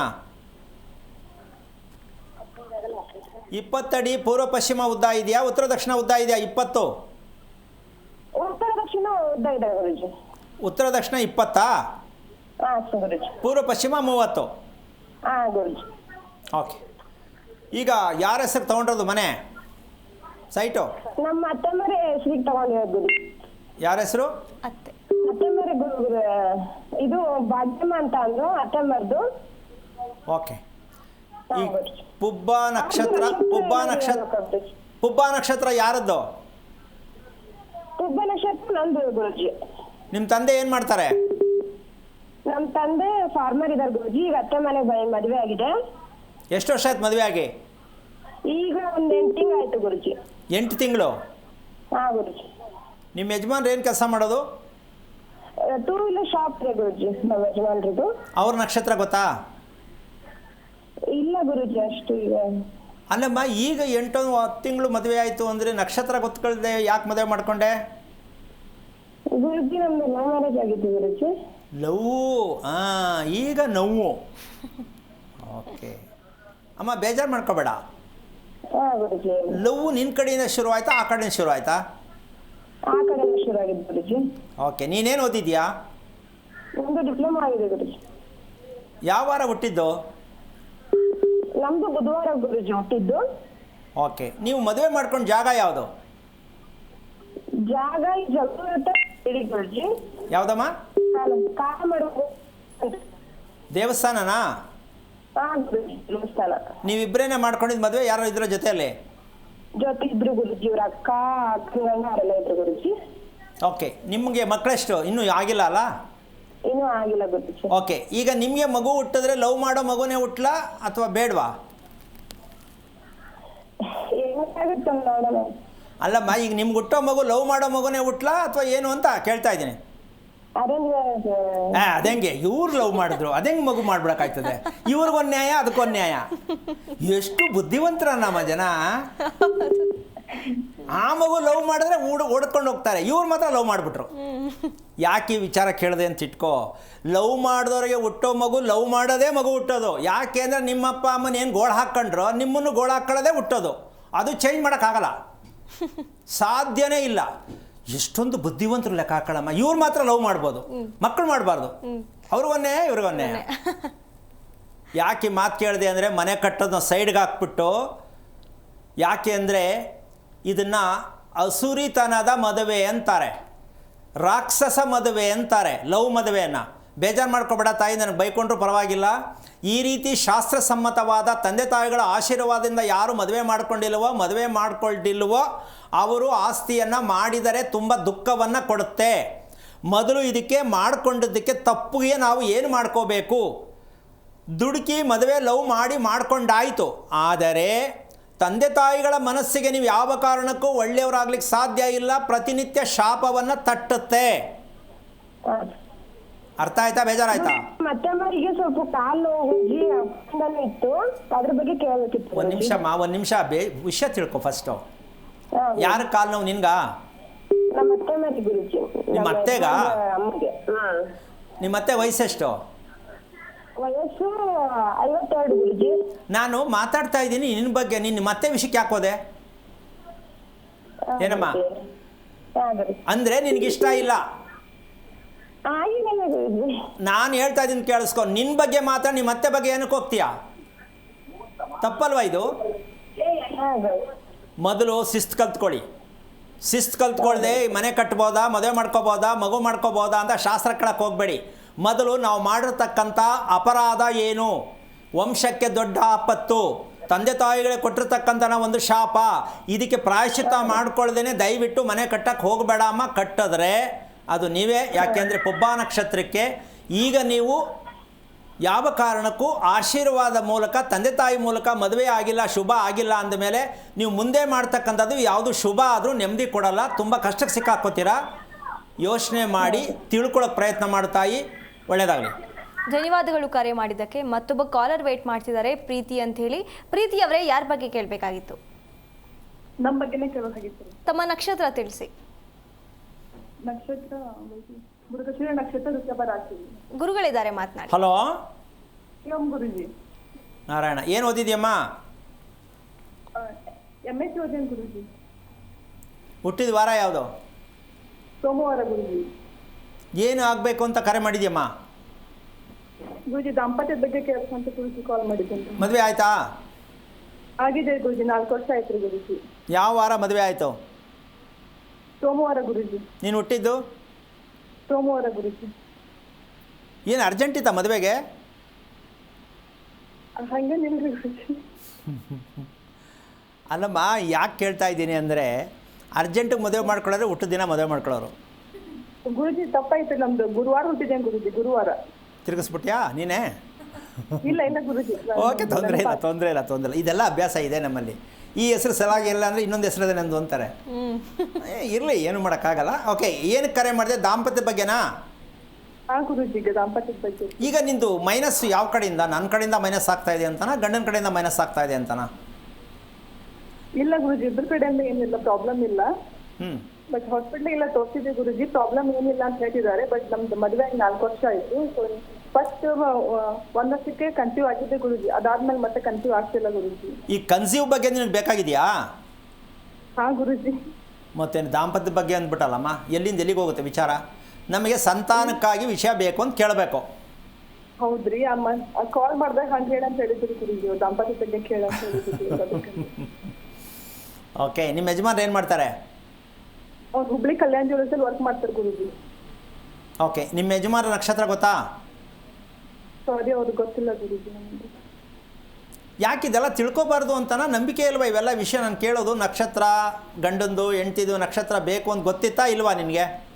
ಗುರುಜಿ ಅವ್ರದ್ದು ನಮ್ಮ ಅತ್ತೆಯವ್ರು ಬರ್ದಿಟ್ಟಿಲ್ಲ ಗುರುಜಿ, ನಮ್ಮ ಅವ್ರಿಗೆ ಗೊತ್ತಿಲ್ಲ ಅಂತ ಅವ್ರಿಗೆ. ಅಮ್ಮ, ನೀನು ತಿಳ್ಕೊಬೇಕು. ನಿಮ್ಮ ಯಜಮಾನ್ರು, ನಿಮ್ಮ ಪ್ರಾಪರ್ಟಿ ಅದು. ಹೌದ್ರಿ, ತಿಳ್ಕೊಳ್ಳೋಕೆ ಪ್ರಯತ್ನ ಮಾಡಿಲ್ಲ ಗುರುಜಿ.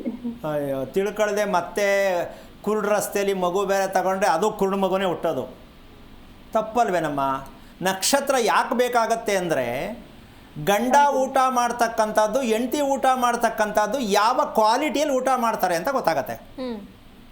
ಈಗ ಮಗು ಉತ್ಪತ್ತಿ ಆಗೋದಕ್ಕೆ ಅವ್ರು ಮಾಡೋ ಊಟದ ಕ್ವಾಲಿಟಿಯಲ್ಲೇ ಮಗು ಉತ್ಪತ್ತಿ ಆಗೋದು. ಇವರು ಹಾಸ್ಪಿಟ್ಲಿಗೆಲ್ಲ ತೋರಿಸ್ಕೊಂಡು, ದೇವಸ್ಥಾನಕ್ಕೆಲ್ಲ ಉಳ್ಸೇವೆ ಮಾಡಿಕೊಂಡು, ಅರಕೆಗಳು ಕಟ್ಕೊಂಡು, ತಿರುಪತಿ ಮಂತ್ರಾಲಯಕ್ಕೆಲ್ಲ ಟೂರ್ ಹೊಡಿತಾ ಇದ್ರೆ ಮಗು ಆಗತ್ತಾ? ಇಲ್ಲ ಗುರುಗಳೇ. ಇಲ್ಲ ಗುರು. ಮತ್ತು ನೀನು 4 ವರ್ಷ ಆದರೂ ಗಂಡ ನಕ್ಷತ್ರ ತಿಳ್ಕೊಳ್ದೆ ಮಗು ಯಾಕಮ್ಮ ಕೇಳ್ತಿದ್ಯಮ್ಮ? ಓಕೆ, ಇರಲಿ. 2ನೇ ವಿಷಯಕ್ಕೆ ಬರ್ತೀನಿ. ನೀನು ರಾತ್ರಿ ಮಲಗ್ತಕ್ಕಂಥ ಸಮಯ ಕರೆಕ್ಟಾಗಿದೆಯಾ? ಇಲ್ಲ ಗುರುಜಿ, ಅವ್ರು ಬರೋದು ಸ್ವಲ್ಪ ಲೇಟ್ ಆಗುತ್ತೆ ಗುರುಜಿ. ಅವೆಲ್ಲ ಅವ್ರ ಕತೆ ಬಿಡಮ್ಮ, ಅವ್ರು ಎಷ್ಟೊತ್ತಿಗೋ ಬರಲಿ. ಎಷ್ಟೊತ್ತಿಗೆ ಬರ್ಬೋದು ನಿಮ್ಮ ಯಜಮಾನ್ರು? 11 12 ಆಗುತ್ತೆ. ಒಟ್ಟಿನಲ್ಲಿ ಒಂದು 12 ಗಂಟೆ ಒಳಗಡೆ ಬರ್ತಾರೆ. ಹಾಂ ರೀ, ಬರ್ತಾರೆ ಅವ್ರು. ಊಟ ಎಷ್ಟೊತ್ತಿಗೆ? ಅವಾಗ ಮಾಡ್ತಾರೆ ಗುರುಜಿ, 12 ಗಂಟೆಗೆ ಮಾಡ್ತಾರೆ ಗುರುಜಿ ಅವ್ರು ಊಟ. ಮಾಡಲೇಬೇಕು, ಮತ್ತೆ ಕತೆ ಅಲ್ವಾ? ಈಗ ನೀನು ಜೊತೆಲೇ ಮಾಡ್ತೀಯಾ ಊಟನ, ಮೊದಲೇ ಮಾಡಿರ್ತೀಯಾ? ಅಷ್ಟೇ ಮಾಡಿರ್ತೇನೆ ಗುರುಜಿ. ಓಕೆ, ನಿಮ್ಮ ಯಜಮಾನ್ ಜೊತೆ ಊಟ ಮಾಡಲ್ಲ? ಇಲ್ಲ ಮಾಡಲ್ಲ, ಅವ್ರು ಲೇಟ್ ಆಗುತ್ತೆ, ನೀವು ಮೊದಲೇ ಮಾಡಂತ ಹೇಳ್ತಾರೆ ಅವರು. ನಾನು ಮುಂಚೆ ಮಾಡಿರ್ತೀನಿ, ಆಮೇಲೆ ಅವ್ರು ಲೇಟ್ ಆಗುತ್ತಾ ಆಮೇಲೆ ಬಂದು ಮಾಡ್ತಾರೆ ಗುರುಜಿ. ಒಂದು ವಿಚಾರ ಹೇಳ್ತೀನಿ, ಬೇಜಾರು ಮಾಡ್ಕೋಬಾರ್ದು. ಬೇಜಾರು ಅನ್ನತಕ್ಕಂಥ ವಿಷಯ ಅಲ್ಲ, ಎಲ್ಲರೂ ತಿಳ್ಕೊಳ್ಳಿ ಅಂತ ಹೇಳ್ತೀನಿ. ಬೇಜಾರು ಅಂತ ಪ್ರಶ್ನೆ ಅಲ್ಲ, ಆದರೂ ಬೇಜಾರು ಅಂತ ಕೇಳ್ತಾ ಇದ್ದೀನಿ. ಹೇಳಾ? ಹಾ ಹೇಳ್ರಿ ಗುರುಜಿ. 12 ಗಂಟೆಗೆ ಊಟ ಮಾಡಿ ನಿಮ್ಮ ಯಜಮಾನರು ಬೆಡ್ಡು ಮಲಗೋದು ಎಷ್ಟು ಟೈಮ್? 1 ಅವರಾ, ಹಾಫ್ ಅನ್ ಅವರಾ? ಹಾ ಗುರುಜಿ, 1 ಗಂಟೆ ಆಗುತ್ತೆ ಗುರುಜಿ. ಅಂದರೆ 1 ಗಂಟೆಗೆ ಮಲಗ್ತಾರೆ. ಈಗ 1 ಗಂಟೆಗೆ ಮಲಗದ ಮೇಲೆ ನಿಮ್ಮ ದಾಂಪತ್ಯ ಅಕಸ್ಮಾತಾಗಿ ನಡೆಯುವಂತಹ ಸಮಯ ಯಾವ ಗಂಟೆ ಆಗಿರುತ್ತೆ ಸ್ವಲ್ಪ ಯೋಚನೆ ಮಾಡು. ಊಟ ಮಾಡಿದ ಗಂಡ ಹೆಂಡತಿ ಒಂದು ಸಂತಾನಕ್ಕಾಗಿ 5 ಗಂಟೆ ಅವಧಿಯನ್ನು ವಿಸ್ತಾರ ಮಾಡಿಕೊಂಡು ಮಲಗಬೇಕು, ಇದು ಕ್ರಮ. ಅದು ತಿಂದಿದ್ದು ಅರ್ಗೆ ಇರಲ್ಲ, ಏನೇನೋ ಹೆಂಗೆಂಗೋ ಆಗಿಬಿಟ್ರೆ ಹೆಂಗಮ್ಮ ಮಗು ಆಗತ್ತೆ ತಾಯಿ. ಅಬಾಷನ್ ಆಗೋ ಮಗು ಹುಟ್ಟಬಹುದೇನೋ, ಹುಟ್ಟಿದ್ರೆ ಅದು ಎಲ್ಲೆಲ್ಲೋ ಇರುತ್ತದು, ಅದು ಹೇಳೋಕ್ಕಾಗಲ್ಲ, ಬೇಜಾರಾಗುತ್ತೆ ಹೇಳಿದ್ರೆ. ಎಲ್ಲೋ ಒಂದು ಕಡೆ ಮಗು ಆಗಿದೆ, ಆದರೆ ಅದು ಬಸ್ಟ್ ಮಾಡಬೇಕು, ಇನ್ನೊಂದು ಮಾಡಬೇಕು, ತೆಗೆದಾಕಬೇಕು, ಈ ಸರ್ಕಸ್ ಮಾಡಬೇಕೆ ಹೊರತು ನಿಮಗೆ ಸಂತಾನದ ಪ್ರಾಪ್ತಿ ಯಾವ ಕಾರಣಕ್ಕೂ ರಾತ್ರಿ ನಿದ್ದೆ ಮಾಡದೇ ಇರೋರಿಗೆ ದಯವಿಟ್ಟು ಮಕ್ಕಳನ್ನು ಮಾಡ್ಕೋಬಾರ್ದು ಅಂತ ನಾನು ಆರ್ಡರ್ ಮಾಡ್ತಾ ಇಲ್ಲ. ದಯವಿಟ್ಟು ಮಗು ಬೇಡ, ದಯವಿಟ್ಟು ಬೇಡ. ನಿದ್ದೆಗೆಟ್ಟಂಥ ಗಂಡಸಿಂದ ಪಡೆದಂಥ ಸಂತಾನ ಸಮಾಜಕ್ಕೆ ಒಂದು ಕಂಟಕ. ಇದು ಯಾರು ಹೇಳಲ್ಲ, ಹೆದರ್ಕೋತಾರೆ. ರಾತ್ರಿ ಗಂಡಸು ಯಾರು ನಿದ್ದೆ ಕರೆಕ್ಟಾಗಿ ಮಾಡಲ್ಲ, ಸಂತಾನ ಯಾವ ಕಾರಣಕ್ಕೂ ಪಡ್ಕೋಬಾರ್ದು. ಮದುವೆ ಮಾಡ್ಕೊಂಡಿದ್ರೆ ಆಯಿತು, ಓಕೆ. ಸಂತಾನಕ್ಕೆ ಹೋದರೆ ನೀನು ಒಳ್ಳೆಯ ಸಂತಾನ ಹುಟ್ಟುವುದಿಲ್ಲ. ಅಲ್ಪಾಯಸ್ಸು, ಚಿಕ್ಕ ವಯಸ್ಸಲ್ಲೇ ಹೋಗೋದು, ಅಬಾಷನ್ ಆಗೋದು, ಹೊಟ್ಟೆಯಲ್ಲೇ ಸತ್ತುಟ್ಟೋದು, ಹುಟ್ಟಿದ ಮೇಲೆ ಕಾಯಿಲೆಯಿಂದ ಇರೋದು ಬೇಕೇನಮ್ಮ? ಇದು ಇಂಥ ಸಂತಾನ ಬೇಕೇನಮ್ಮ? ಮದುವೆ ಮಾಡ್ಕೊಳ್ಳುವಾಗ ಇವೆಲ್ಲ ಪ್ರಜ್ಞೆ ಇರಬೇಕು. ಗಂಡ ಕರೆಕ್ಟಾಗಿ ಮನೆಗೆ 6 ಗಂಟೆಗೆ ಬರ್ತಾನ, ಮದುವೆ ಮಾಡ್ಕೊಳ್ಳಿ. 10 ಗಂಟೆಗೆ ಬರ್ತಾನ, ಗುಡ್ ಬಾಯ್. ಅವ್ನು ಕೋಟಿ ಮಡಗಿರಲಿ, ಅವ್ನು ಕಟ್ಕೊಂಡು ಸಂಸಾರ ಮಾಡಿದ್ರೆ ಅರ್ಥನೇ ಇಲ್ಲ. ಈಗ ಇದು ಹೇಳಿದ್ರೆ ಎಷ್ಟು ಜನಕ್ಕೆ ಏನೇನೋ ಆಗುತ್ತೋ ಗೊತ್ತಿಲ್ಲ. ಸಂಪಾದನೆ ಮಾಡಬಾರ್ದಾ? ಸಂಪಾದನೆ ಮಾಡಿದ್ಮೇಲೆ ಮಗು ಬೇಡ, ಸಂಪಾದನೆ ಮಾಡಿದ್ರೆ ಹೆಂಡತಿ ಬೇಡ, ಸಂಪಾದನೆ ಮಾಡಿದ್ರೆ ಮನೆ ಬೇಡ, ಮಾಡ್ಕೊಳ್ಳಿ 24 ಅವರ್ಸ್. ಇದನ್ನು ಹೇಳ್ತಾ ಇರ್ತಕ್ಕಂಥದ್ದು ಬೇಜಾರಾಗ್ತಾ ಇದೆಯಾ? ತಿಳ್ಕೊಂಡೆ ಅಂತ ಅರ್ಥ ಇಷ್ಟ ಆಗ್ತಾ ಇದೆಯಾ? ನಿಮ್ಮ ಯಜಮಾನಿಗೆ ಕನ್ವಿನ್ಸ್ ಮಾಡಿ ಮೊದಲು ನೋಡ್ರಿ, ನಾವು ಊಟ ಮಾಡಿದ್ದು ಎಷ್ಟು ಗಂಟೆ ಟೈಮ್ ಬೇಕಾಗುತ್ತೆ ಕರಗೋದಕ್ಕೆ, ಅದು ಕರಗದೆ ನಾವು ಯಾವುದೇ ಪ್ರಕ್ರಿಯೆಗಳನ್ನ ಮಾಡ್ಕೋಬಾರ್ದು, ದೈಹಿಕವಾದ ಸಂಬಂಧಗಳು ಇಟ್ಕೋಬಾರ್ದು. ಯಾವ ಕಾರಣಕ್ಕೂ ಇದ್ರ ಬಗ್ಗೆ ಯಾವುದೇ ಶಾಲಾ ಕಾಲೇಜು ನಮ್ಮ ಇಂಡಿಯಾ ದೇಶದಲ್ಲಿ ಇನ್ನೂ ಓಪನ್ ಆಗಿಲ್ಲ. ಮಾಂಗಲ್ಯ ಕಟ್ಟಕ್ಕೆ ಟೈಮ್ ಬರೀತಾರೆ, ಒಂದು ಗಂಡು ಹೆಣ್ಣು ಸೇರೋ ಸಮಯ ಯಾವನು ಹೇಳ್ತಾ ಇಲ್ಲ. ಮೂರ್ಖಮಣಿಗಳು. ನೆಕ್ಸ್ಟ್ ಜನ್ರೇಷನ್ ಹುಟ್ಟೋದು ಬೇಡ, ಆ ಮಾಂಗಲ್ಯ ಕಟ್ಟಿಬಿಟ್ರೆ ಗಂಡ ಹೆಂಡತಿ ಸೂಪರ್. ಇಂಥ ಕಿತ್ತೋದು ಮದುವೆಗಳು ಮಾಡಿಸುವಂಥ ಘನಪಂಡಿತಗಳು ನಮ್ಮ ದೇಶ ತುಂಬ ತುಂಬಿದ್ದಾರೆ. ನೀವು MSc ಓದಿದ್ರು ಅಷ್ಟೇ, ದೈಹಿಕ ಸಂಬಂಧದ ಬಗ್ಗೆ ಯಾವುದೇ ಕಾರಣಕ್ಕೂ ಶಾಸ್ತ್ರವನ್ನು ಅಳವಡಿಸದೆ ಮಕ್ಕಳನ್ನು ಮಾಡ್ಕೋಬೇಡಿ. ಅಂಗಹೂನ ಮಕ್ಕಳು ಹುಡ್ತಾರೆ, ಇಂಥ ಸಮಾಜಕ್ಕೆ ಮಕ್ಕಳನ್ನು ಕೊಡೋದು ಬೇಡ. ಇದನ್ನು ತಿಳ್ಕೊಳ್ಳೋಕೆ ಪ್ರಯತ್ನ ಮಾಡ್ತಾಯಿ. ನಿನ್ನ ಥರ ಬೇಕಾದಷ್ಟು ಜನ, ಲಕ್ಷಗಟ್ಟಲೆ ಕೋಟಿಗಟ್ಟಲೆ ಜನ ಇದ್ದಾರೆ ನಮ್ಮ ಕರ್ನಾಟಕದಲ್ಲಿ. ಹೆಂಗೆಂಗೋ ಮಗು, ಹೆಂಗೆಂಗೋ ಮದುವೆ, ಹೆಂಗೆಂಗೋ ಮನೆ. ಬೇಡಮ್ಮ, ಅಂಥ ಜೀವನ ಬೇಡ ತಾಯಿ. ಕೊನೆಗೆ ದೇವ್ರಿಗೆ ಬೈತೀರಾ ನೀವುಗಳು. ನಮಗೆ ದೇವ್ರು ಇಷ್ಟು ಪೂಜೆ ಮಾಡಿದೆ, ಒಳ್ಳೆಯದಾಗಲಿಲ್ಲ. ದೇವರಿಗೆ ದಯವಿಟ್ಟು ನಿಂದನೆ ಮಾಡಬೇಡಿ. ನಿಮ್ಮ ಶಾಸ್ತ್ರಬದ್ಧವಾದ ದೇಹವನ್ನು ಹೇಗೆ ಬಳಸಬೇಕು, ಒಂದು ಮಗು ಮಾಡ್ಕೋಬೇಕಾದ್ರೆ ಗಂಡ ಹೆಂಡತಿ ದೇಹವನ್ನು ಯಾವ ರೀತಿ ಬಳಸಬೇಕು, ಅದಕ್ಕೋಸ್ಕರವಾಗಿ ದೇವಾಲಯಗಳಲ್ಲಿ, ಗೋಪುರಗಳಲ್ಲಿ ದೈಹಿಕವಾದ ಸಂಬಂಧದ ಚಿತ್ರಗಳು ಹಾಕಿರ್ತಾರೆ. ಅದು ನೋಡಿ ಪೆಂಗಗಳು ನಗ್ತವೆ, ಇದೇನು ದೇವಸ್ಥಾನದಲ್ಲಿ ಹಿಂಗೈತೆ ಅಂತ. ಅದರ ಅರ್ಥ ಅದು ಲೈಂಗಿಕ ಅಲ್ಲ, ದೈವಿಕ. ಲೈಂಗಿಕ ಇರೋದು ಪ್ರಾಣಿಗಳಿಗೆ, ಹೆಣ್ಣು ಗಂಡಿಗೆ ದೈಹಿಕವಾಗಿ ನಡಿಬೇಕು. ಯಾವ ಸ್ಕೂಲಲ್ಲಿ ಹೇಳ್ಕೊಡ್ತಾ ಇದ್ದಾರೆ ಇದನ್ನು? ಎಲ್ಲಿ ಹೇಳ್ತಾ ಇದ್ದಾರೆ ಇದನ್ನು? ಮದುವೆ ಮಾಡೋ ಮೂರ್ಖರುಗಳು. ಸುಮ್ಮನೆ ಮದುವೆ ಮಾಡಿಬಿಟ್ಟು ಆಶೀರ್ವಾದ ಮಾಡಿಬಿಡೋದು. ಗಂಡು ಮಗುನೇ ಹುಟ್ಟಬೇಕಂತೆ, ಹಿಡ್ಕೊಂಡು ಕಂಬ ಕಟ್ಟು ಚಟಾಪಟ ಅಂತ ಹೊಡಿಬೇಕು ಇಂಥವ್ರುಗಳಿಗೆಲ್ಲ. ಬರೀ ಸುಳ್ಳು ಆಶ್ವಾಸನೆಗಳು ಕೊಡೋದು, ಕಾಸಿಸ್ಕೊಂಡ್ಬಿಟ್ಟು ಸುಮ್ಮನೆ ಇರಬೇಕು. ಸುಳ್ಳು ಆಶೀರ್ವಾದ ಯಾಕೆ ಮಾಡೋದು? ಗಂಡೇ ಹುಡ್ತಾವಂತೆ, ಏನು ರೆಕಾರ್ಡ್ ಮಾಡಿ ಕೊಟ್ಬಿಡ್ತಾರೆ ಇವರು. ಹಾಂ, ಧನ ಕನಕ ವಸ್ತು ವಾಹನ ಸಕಲ ಸೌಭಾಗ್ಯ ಸಿದ್ಧಿ. ಏನ್ರಿ ಅನ್ಯಾಯ ಇದು? ಕೊಡೋ ಕಾಸಿಗೆ ನೀವು ಸುಳ್ಳು ಆಶೀರ್ವಾದ ಯಾಕೆ ಮಾಡ್ತೀರಿ ಸ್ವಾಮಿ? ಮಾಡಬೇಡಿ. ಭಗವಂತ ಎಲ್ಲರ ಮೂಲಕವಾಗಿ ಎಲ್ಲರಿಗೂ ಎಲ್ಲ ಕೊಡಿಸ್ಬಿಡಲ್ಲ. ನಾವು ಮಾಡ್ತಿರೋ ಮದುವೆ ಸುಳ್ಳು, ನಾವು ಕೊಡ್ತಿರೋ ಡೈರೆಕ್ಷನ್ ಸುಳ್ಳು, ಆಶೀರ್ವಾದ ಸತ್ಯ. ಎಷ್ಟು ಮಟ್ಟಕ್ಕೆ ಸರಿ ಇದು? ಈ ಪ್ರಜ್ಞೆ ಇಟ್ಕೊಂಡು ಜೀವನದಲ್ಲಿ ಮದುವೆಗಳು ಮಾಡಿಸ್ಬೇಕು. ಇಲ್ಲ ಆದರೆ ಮದುವೆ ಮಾಡಿಸ್ತೋರು, ಮಾಡ್ಕೊಂಡವರು ಜೀವನವೆಲ್ಲ ನರಕ ಅನುಭವಿಸ್ತಾರೆ. ಆ ನರಕ ಎಲ್ಲ ಬರೋದು ಯಾರಿಗೆ ಅಂದರೆ ಮದುವೆ ಮಾಡಿಸ್ತವ್ರಿಗೆ, ಮದುವೆ ಮಾಡ್ಕೊಂಡವ್ರಿಗೆ. ಇದಿಷ್ಟು ಅನುಭವಿಸ್ಬೇಕಾಗತ್ತೆ. ಈ ಕಣ್ಣನ್ನು ತೆರೆಸ್ತಾ ಇರತಕ್ಕಂಥ ಏಕೈಕ ಕಾರ್ಯಕ್ರಮ ಅಂದರೆ ನಮ್ಮ ಆರೋಗ್ಯ ರಹಸ್ಯ. ಯಾರು ಎಷ್ಟು ಚೆನ್ನಾಗಿ ಇದನ್ನು ಅರ್ಥ ಮಾಡಿಕೊಂಡು ಬದುಕ್ತಿರೋ ನಿಮ್ಮ ಜೀವನ ನೆಮ್ಮದಿಯಾಗಿ ತೃಪ್ತಿಯಾಗಿರುತ್ತೆ. ಮಲ್ಕೊಂಡ ತಕ್ಷಣ ನಿದ್ದೆ ಬರುತ್ತೆ. ಬೆಳಿಗ್ಗೆ ಎದ್ದ ತಕ್ಷಣ ಆಟೋಮೆಟಿಕ್ಕಾಗಿ ಎಚ್ಚರ ಆಗುತ್ತೆ. ಅಲಾರಾಮ್ ಇಟ್ಕೊಂಡು ಹೇಳ್ತಿರಲ್ಲ, ಇದು ಪೂರ್ಣವಾಗಿ ನಾವು ಸತ್ತಿದ್ದೀವಿ. ನಿದ್ದೆ ಬರೆಸ್ಕೊಂಡು ಮಲ್ಕೋತಿರಲ್ಲ, ಅರ್ಧ ಭಾಗ ಸತ್ತಿದ್ದೀವಿ.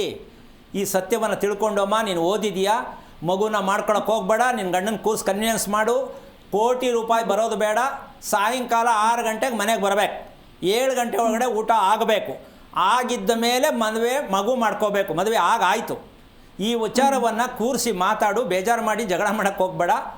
ಕನ್ವಿನ್ಸ್ ಮಾಡ್ತೀನಮ್ಮ? ಮಾಡ್ತೀನಿ ಗುರುಜಿ. ಎಲ್ಲೂ ಹುಡ್ಕಕ್ಕೆ ಹೋಗ್ಬೇಡ, ಯಾವುದೇವ್ರಿಗೂ ಅರ್ಕೆ ಕಟ್ಕೋಬೇಡ, ಹೂ ಕೇಳಕ್ಕೆ ಹೋಗ್ಬೇಡ. ಗಂಡ ಹೆಂಡತಿ ಕೈಲಿ ಮಗು ಇರೋದು. ದೇವಸ್ಥಾನಕ್ಕೆ ಹೋಗ್ಬಿಟ್ರೆ ಬಂದ್ಬಿಡುತ್ತಾ ಮಗು?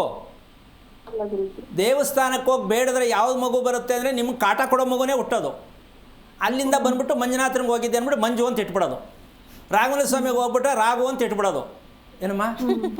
ಶನೇಶ್ವರ ಸ್ವಾಮಿ ದೇವಸ್ಥಾನಕ್ಕೆ ಹೋದರೆ ಅವನೇನೋ ಗುಡ್ಡಪ್ಪನ ಹೆಸರು ಇಟ್ಬಿಡೋದು. ಏನ್ರಿ ಅನ್ಯಾಯ ಇದು ಮಕ್ಕಳಿಗೆ. ಯಾರು ಮಗು ಕೊಡೋದು? ನೀವು ಮಾಡ್ಕೊಳ್ಳೋದು, ಯಾರು ಕೊಡಲ್ಲ ಅದನ್ನು.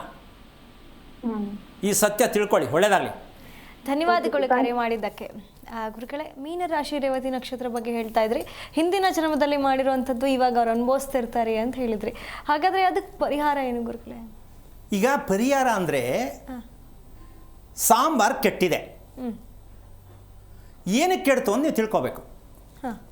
ಹುಳಿ ಕಮ್ಮಿ ಹಾಕದ್ನ, ಉಪ್ಪು ಕಮ್ಮಿ ಹಾಕದ್ನ, ಖಾರ ಕಮ್ಮಿ ಹಾಕದ್ನ ಅಂತ ಅಲ್ವಾ? ನೆಕ್ಸ್ಟ್ ಮಾಡಬೇಕಾದ್ರೆ, ಸಾಂಬಾರು ಮಾಡಬೇಕಾದ್ರೆ ಅದ್ರ ಬಗ್ಗೆ ಚಿಂತೆ ಮಾಡಿ ಪೂಜೆ ಮಾಡೋಕ್ಕೆ ಹೋಗ್ಬಾರ್ದು. ಸಾಂಬಾರು ಸರಿ ಮಾಡೋಕ್ಕೆ ಪೂಜೆ ಮಾಡೋಕ್ಕಾಗತ್ತಾ? ಇಲ್ಲ, ನಮ್ಮ ಜನ ಮಾಡ್ತಾರೆ. ಯಾಕೆ ಅಂತ ತಿಳ್ಕೊ. ಬೆಳಗ್ಗೆ ಸ್ಕೂಟ್ರ್ ತೆಗಿತಾರಲ್ಲಮ್ಮ, ಏನಾರು ಅದನ್ನು ಕ್ಲೀನ್ ಮಾಡ್ತಾರಾ? ಏನೂ ಇಲ್ಲ. 10 ಸ್ಟಾರ್ಟ್ ಮಾಡಿ ಒಯ್ತಾರೆ ಅಷ್ಟೇ. ಆದರೆ ಆಯುಧ ಪೂಜೆ ಬಂದಾಗ ಮಾತ್ರ ಎಲ್ಲ ಕಡೆಗೂ ವಿಭೂತಿ ಇಕ್ತಾರೆ. ಸ್ಕೂಟ್ರ್ ಎಲ್ಲ ಕಡೆಗೂ ವಿಭೂತಿ ಅಲ್ವಾ? ಇಂಥ ಕೆಟ್ಟ ಸಂಸ್ಕೃತಿ ನಮ್ಮ ಜನಗಳದು. ಬೆಳಿಗ್ಗೆ ಎದ್ದು ವಾಹನ ನಮ್ಮನ್ನು ಸೇಫಾಗಿ ಕರ್ಕೊಂಡೋಗುತ್ತೆ ಅಂತ ಒಂಚೂರು ಅದರ ಮೇಲೆ ಬಟ್ಟೆ ಆಡಿಸ್ಬಿಟ್ಟು ನಮಸ್ಕಾರ ಮಾಡಿಕೊಂಡು ಗಾಡಿ ಮೇಲೆ ಕೂತ್ಕೋತಾರೆ ನಮ್ಮ. ಅಲ್ಲಿಂದ ಅರ್ಧ ಗಂಟೆಗೆ ಫೋನ್ ಬರುತ್ತೆ, ಬಿದ್ದವನೇ ಬುಂಡೆ ಹೊಡ್ಕೊಂಡು ಅಂತ. ಅಯ್ಯಯ್ಯೋ ಅಂತ ಇವ್ರು ಬೊಂಬೆ ಹೊಡ್ಕೋತಾರೆ ಅಲ್ವಾ? ಹಂಗೆ ತಾನೆ? ಅದಕ್ಕೋಸ್ಕರವಾಗಿ ಯಾಕೆ ವಿಚಾರವನ್ನು ಹೇಳ್ತೀನಿ ಅಂದರೆ, ಭಗವಂತ ನಮಗೆಲ್ಲವನ್ನೂ ಸೌಲಭ್ಯವಾಗಿ ಕೊಟ್ಟಿದ್ದಾನೆ. ನಮ್ಮ ದುರಹಂಕಾರದಲ್ಲಿ, ನಮ್ಮ ಮೌಢ್ಯದಲ್ಲಿ, ನಮ್ಮ ಹಣ ಇದೆ, ಹಣ ಸಂಪಾದನೆ ಮಾಡ್ತೀವಿ ಅನ್ನೋ ಮದಾದದಲ್ಲಿ ನಾವು ಮಾಡ್ಕೊಳ್ತಾ ಇರ್ತಕ್ಕಂಥ ಮೌಢ್ಯದಿಂದ ನಾವು ಅನುಭವಿಸ್ತಾ ಇದ್ದೀವಿ. ಅದಕ್ಕೋಸ್ಕರವಾಗಿ ಪ್ರತಿಯೊಬ್ಬರೂ ಕೂಡ ಅಂತ ಹೇಳ್ತಕ್ಕಂಥದ್ದಕ್ಕಿಂತ ಹೆಚ್ಚಾಗಿ ಯಾರು ಆಸಕ್ತಿ ಇದೆ, ಜೀವನದಲ್ಲಿ ಹೀಗೆ ಮಗು ಆಗಬೇಕು, ಆ ಮಗು ಹೀಗೇ ಇರಬೇಕು, ಗಂಡ ಹೆಂಡತಿ ಮದುವೆ ಮಾಡಿಕೊಂಡ್ರೆ ಗಂಡ ಹೆಂಡತಿ ಹೀಗೇ ಇರಬೇಕು ಅಂದ ಚಂದ ಬಗ್ಗೆ ಹೇಳ್ತಾ ಇಲ್ಲ ನಾನು. ಹೆಂಡತಿಯಾದವಳ ಕರ್ತವ್ಯದಲ್ಲಿ ಹೆಂಡತಿ ಹೇಗೆ, ಗಂಡ ಹೇಗೆ, ಈ ವಿಚಾರವನ್ನು ಅರ್ಥ ಮಾಡ್ಕೊಳ್ತಕ್ಕಂಥದ್ದೇ ಸಂಸ್ಕಾರದ ಮದುವೆ, ಸಂಸ್ಕಾರದ ಮಗು, ಸಂಸ್ಕಾರದ ಮನೆ. ಈ ಮೂರೂ ವಿಚಾರದಲ್ಲಿ ಸಂಸ್ಕಾರ ಬೇಕು. ಈಗ ಈ ಮೊದಲನೇ ಸಂಸ್ಕಾರ ಅಂತಕ್ಕಂಥ ವಿಚಾರದಲ್ಲಿ ನೀನು ಕೇಳಿದೆ. ನಾವು ಗೊತ್ತಿಲ್ಲ, ಮಾಡದೇ ಇರೋ ತಪ್ಪು ಮಾಡಿಬಿಟ್ಟಿದ್ದೀವಿ. ಸರಿ, ಎಷ್ಟು ಜನದ ಸಂಸಾರ ಹಾಳಾಗಿದೆ ನಶೆ ಪದಾರ್ಥವನ್ನು ಕೊಟ್ಟು ಅಂತ ಸ್ವಲ್ಪ ಯೋಚನೆ ಮಾಡು. ಹೌದು ಗುರುಗಳೇ, ಎಷ್ಟು ಜನ ಅಲ್ವಾ? ಈಗ ಹಂಗನ್ಬಿಟ್ಟು ನಾವು ವೈನ್ ಸ್ಟೋರ್ ಮಾಡಿರೋ ತಪ್ಪು ಅಂತ ನಾವು ಹೇಳೋಕ್ಕಾಗಲ್ಲ. ಅವ್ರು ಮಾಡಿಕ್ಕಳ್ರಿ, ನೀವು ಯಾಕೆ ಹೋಯ್ತೀರ ಅಲ್ಲಿಗೆ ಅಲ್ವಾ? ಹಾಗೆ ನಶೆ ಬರುವಂತಹ ನಕ್ಷತ್ರ ಅಂತಕ್ಕಂಥದ್ದು ರೇವತಿ ನಕ್ಷತ್ರ. ಈ ನಕ್ಷತ್ರವನ್ನು ತಂದೆ ತಾಯಿಗಳ ಕೈಲಿ ಬಗ್ಸೋದು ತುಂಬ ಕಷ್ಟ. ಯಾಕೆ ಅಂದರೆ 2 ಮನಸ್ಸು, ಸರಿನಾ ತಪ್ಪ, ಓಕೆನಾ ಬೇಡವಾ, 2 ಮನಸ್ಥಿತಿಯಲ್ಲಿ ಇರ್ತಕ್ಕಂತಹ ಒಂದು ವಿಚಾರದಲ್ಲಿ ಹಾವಿಗೆ ನಾಲಿಗೆ ಎಷ್ಟು? 2. ಅದಕ್ಕೆ ರೇವತಿ ನಕ್ಷತ್ರಕ್ಕೆ ಪ್ರಧಾನವಾಗಿರ್ತಕ್ಕಂಥ ಹಾವಿನ ಬಾಲವನ್ನು ಹೋಲುತ್ತೆ. ಹಾವಿನ ತಲೆ ಯಾವುದು? ಅಶ್ವಿನಿ ನಕ್ಷತ್ರ.